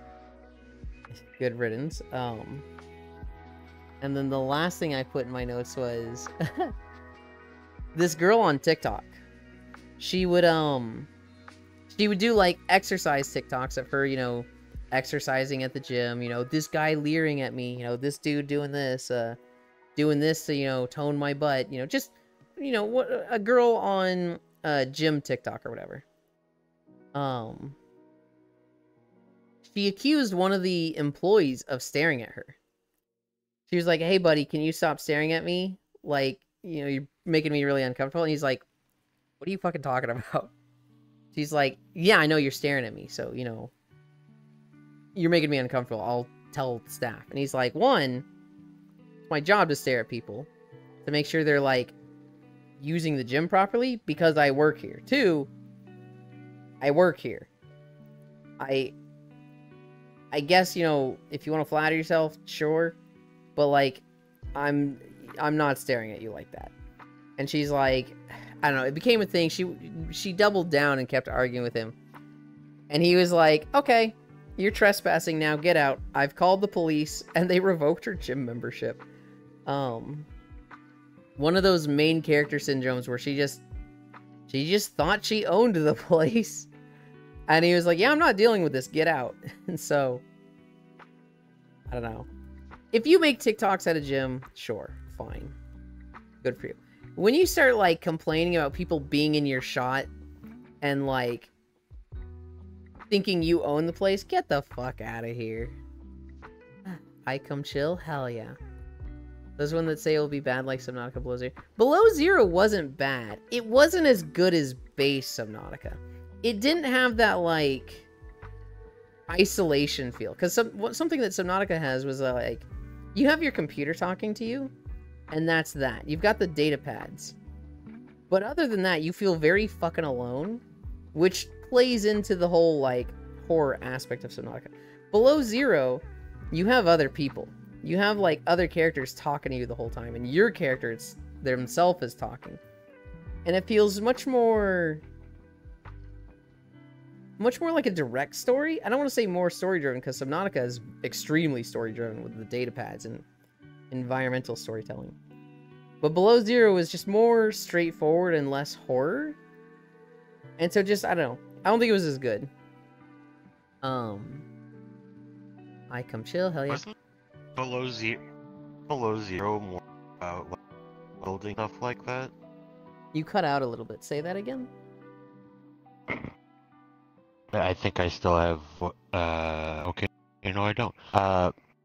Wasn't Below Zero more about world building and less about the horror aspect? Probably. It was least that's probably how I more about, felt. like, you know, what we were doing on this planet. More of, like, what other characters were doing. Whereas Subnautica was, like, or base Subnautica was, like, you crashed, and, like, here's the storytelling of other people that crashed, and, like, why you crashed and how you get off. But it's not, like, it doesn't really go in much to what was going on with the Aurora. Whereas, like, yeah, like you said, Subnautica 2, there's a lot more what's going on in the universe, what's going on in this planet, what were people doing, instead of, like, how are they dealing with this situation. Yeah, I can agree with that. I thought the whole thing with Subnautica was how fucking terrifying the ocean is. Yeah, you'd only ever get me to play that game if I wasn't alone. I played it for day I stand by that. 150. It was either day 100 or 100. I think it was day 100. I was new to streaming, and I was like, I'm never gonna play Subnautica, and they were like, you should play it for October a year ago. And I was like, tell you what, you guys pay $250 and I'll play it. You guys will never pay that much. And then 3 people just fucking slapped their dicks on the table and paid that much, and so I played fucking Subnautica. Oh god. Technically, it was like $200 and I'll play Subnautica. $250 and I'll play Subnautica VR. $250 or $300. And they got Subnautica VR. And then VR just didn't work, and so I played it in desktop. And the 3 people that, like, funded it, I was like, I will make it up to you. If you want something, I will do it. And one of them said, we're going to play Outlast Trials. And a year fucking later, they are calling that in. Oh, God. So, Saturday, the 26th, I'm playing Outlast Trials with Matthews. Yay! Have fun. I won't. They notice staring. People wonder why man go for the other man in this day and age. Good riddance. Single player is creepy. Multiplayer is goofy. Multiplayer when you don't hear anyone talking anymore. Below Zero is more of a desktop. Also regarding the TikTok lady. You think making videos on the internet makes you any better than anyone else? You deserve to be humbled immediately. That goes out to you all. Yeah. Yeah, Ewan will play Sub 2 soon. I'm not playing Subnautica 2. Back when I was innocent and cheering on Ewan. Any other games we can bribe you to play? Oh, God. I'm at the point where, like, to get me to play a horror game, I'm going to put the price at, like, $1,000. Minecraft when? Minecraft, you don't have to pay me to play. That'll just be when I have time and I'm at a point in my life where I'm like, I want to play Minecraft. I'll see someone like you playing it, and I'll be like, yo, is there space? I played Minecraft somewhat recently. Actually, I don't know if you know about me in Minecraft, Kuro. Minecraft came out when I was in college, and so I avoided it like the plague, because I knew I was going to fucking drop out if I played Minecraft in college. So I put it off for like 10 years. After 10 years, I was ready to play it, but everybody's a fucking walking encyclopedia and knows everything. And it's really not fun to be learning a game and you're like, okay, so if I get stone gravel, I can make a better pickaxe than a wood pickaxe. Oh, that's cool. And then, like, somebody comes by and they're in full netherite and they're like, yo, dude, where's your elytra? And I'm like, what the fuck is an elytra? Nothing fucking, like, makes me want to not play a game like Minecraft more than that experience. You're just playing the game bad? I am, because I don't know anything. Now, for day 300 or 350, I learned a lot. Oh,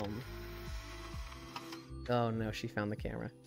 I think it was day 350 we played a lot of Minecraft. I feel a lot more comfortable with it now. You and I will take your hand. Oh my gosh. That's so lewd. Wait, you'll play Outlast? I made the cross sign. Dylan, are you terrified of the ocean too? I'm terrified of drowning. I'm not scared of, like, being on top of the ocean, but the moment I'm under it, then I'm like, oh, I really don't like this. Drowning is, like, my absolute biggest phobia. 300 for you to play sub 2 and finish? No, it's not 300. I'm gonna play Minecraft every day until Yulin joins. Until? So what, I join and then you just quit? Watch it reach 1 donation. Watch it reach 1 donation. Minecraft Horror Mod Pack win? Fucking no. You're just playing the game bad. I ain't played Minecraft since, like, when they added traveling traders. Then I will take your hand and we'll Minecraft together, Dizzy. The only time Yulin's okay with being a top. That's how I feel about MMOs too. It's... Yeah, there's a lot of MMOs that, like, when you get into them right when they come out, it's fun. That's, like, the best time to get into an MMO. But then, like, World of Warcraft or Final Fantasy, I'd say Final Fantasy is easier. Hi, Cairo. You get into them when it's, especially WoW, it's been out for 20 years and people are so established, so knowledgeable, and, like, they're like, get to max level so you can run your mythic dungeons and delves. It's like, the fuck is a delve? I don't even know what that word means. Ohio Kaiwo. Cairo, we had an incline day. I'm so tired and sweaty. The terror of the ocean is related to my fear of heights. Just the feeling of being on something, knowing that below is just nothing. For me, it's the feeling of being stuck. I'm absolutely terrified of, like, drowning and, like, getting stuck drowning. So being on a boat, not that scary. Swimming in the ocean and knowing there's an abyss below me, honestly not that scary. The thought of something being in the ocean and pulling me under and then me not being able to breathe and drowning, horrifying. The thought of, like, going into a cave underwater and getting lost in that cave and drowning, horrifying. So what, like, claustrophobia? Claustrophobia itself doesn't get me, but claustrophobia underwater, it's getting stuck in stuff. And so, like, in Raft, there's a few moments in Raft where you have to, like, dive down underwater and dive into stuff and under stuff. And those are the absolute worst parts of Raft to me. In Phasmophobia, when they have you, like, going into the caves or going into the lower biomes, that's, like, genuinely, like, I hate this so much. When I played Subnautica, I didn't go into the lower biomes. I was in the upper level the entire time. Simply just become gamer, you. FF14 is basically a single-player game if you want story. Yeah, and the devs have said the same thing. This is a solo RPG and an MMO second. Oh no. Oh, you don't have the Potion of Despair? What are you, stupid? Hi, Icy, hi, Pixel, hi, Cairo. But, like, claustrophobia. So a room slowly filling up with water would not be ideal for you? That is, like, the biggest fear for me. There's actually a moment in Raft. It's in the Tangaroa chapter, where you're in, like, the engine room, the underside of the city where they do, like, a lot of their food growing and, you know, manage the electricity of the place. And there's a part where you, like, destroy a piece of the ceiling and water just starts flooding in. And you're in, like, submarine tunnels and water's just filling up. I hated that so much. I freaked the fuck out when that happened. Deep low oxygen. What you munching on? Oh, fuck. That's It's a cough drop. just a cough drop? It sounds like popcorn. Yeah. Sorry. All good, all good. That's, I mean, It was the rapper. The rapper was fucking crazy. It's like a double wrapper. Mhm. I couldn't fucking figure it out. Bad time. All good, all good. I went through all my stories. I'm tired. I'm tired. I need to Crunchy fucking... dick. I need to wash off because I'm fucking vile right now. I had sweat rolling down my legs at one point. We are gonna go somewhere. Oh, did you say Vile Contagion? No. Let's go, Oh my- DK! I said vile. All I said was vile. Goddamn. I swear Shockrail does it on purpose. She literally always ends her stream as I'm like, okay, let's go get raid Shocky. I always I never get to raid her. This is fucking why. Madge.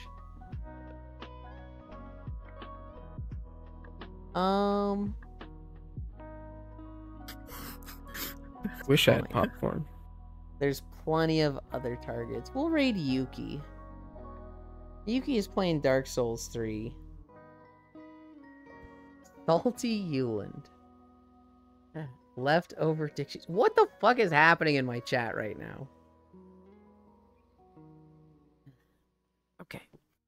We heard something crunch from Ellie, and then somebody else said dick. Oh. That's what happened. You're mean to me. You're welcome. I will be right back. Alright, where am I putting the cameras? What?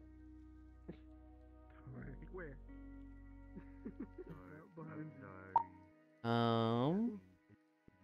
Behavior. Look at me. Anchor.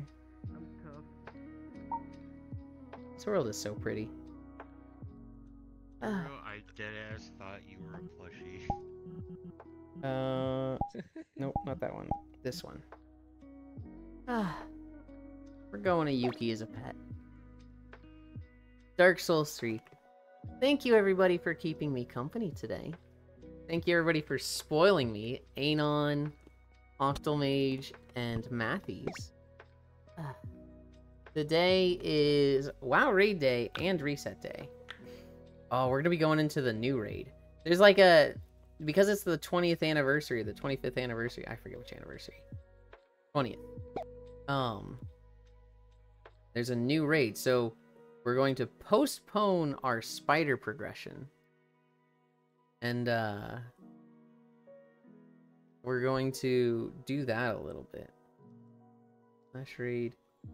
Yuki is a pet. Did I get the right one? I did. Thanks for streaming, you. Gotta be quicker. Thanks for streaming, and have a good rest of your day. Thank you. Yeah, so I'm gonna be doing WoW stuff. I'm gonna try and get Star Wars, but every day I say I'm gonna try and get Star Wars, shit happens, and I don't get Star Wars done. But yeah. No Stardew Valley today. It still feels weird.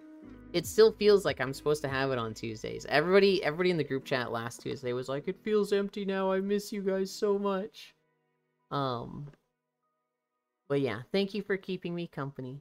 We did 5 miles. I love you. Bye.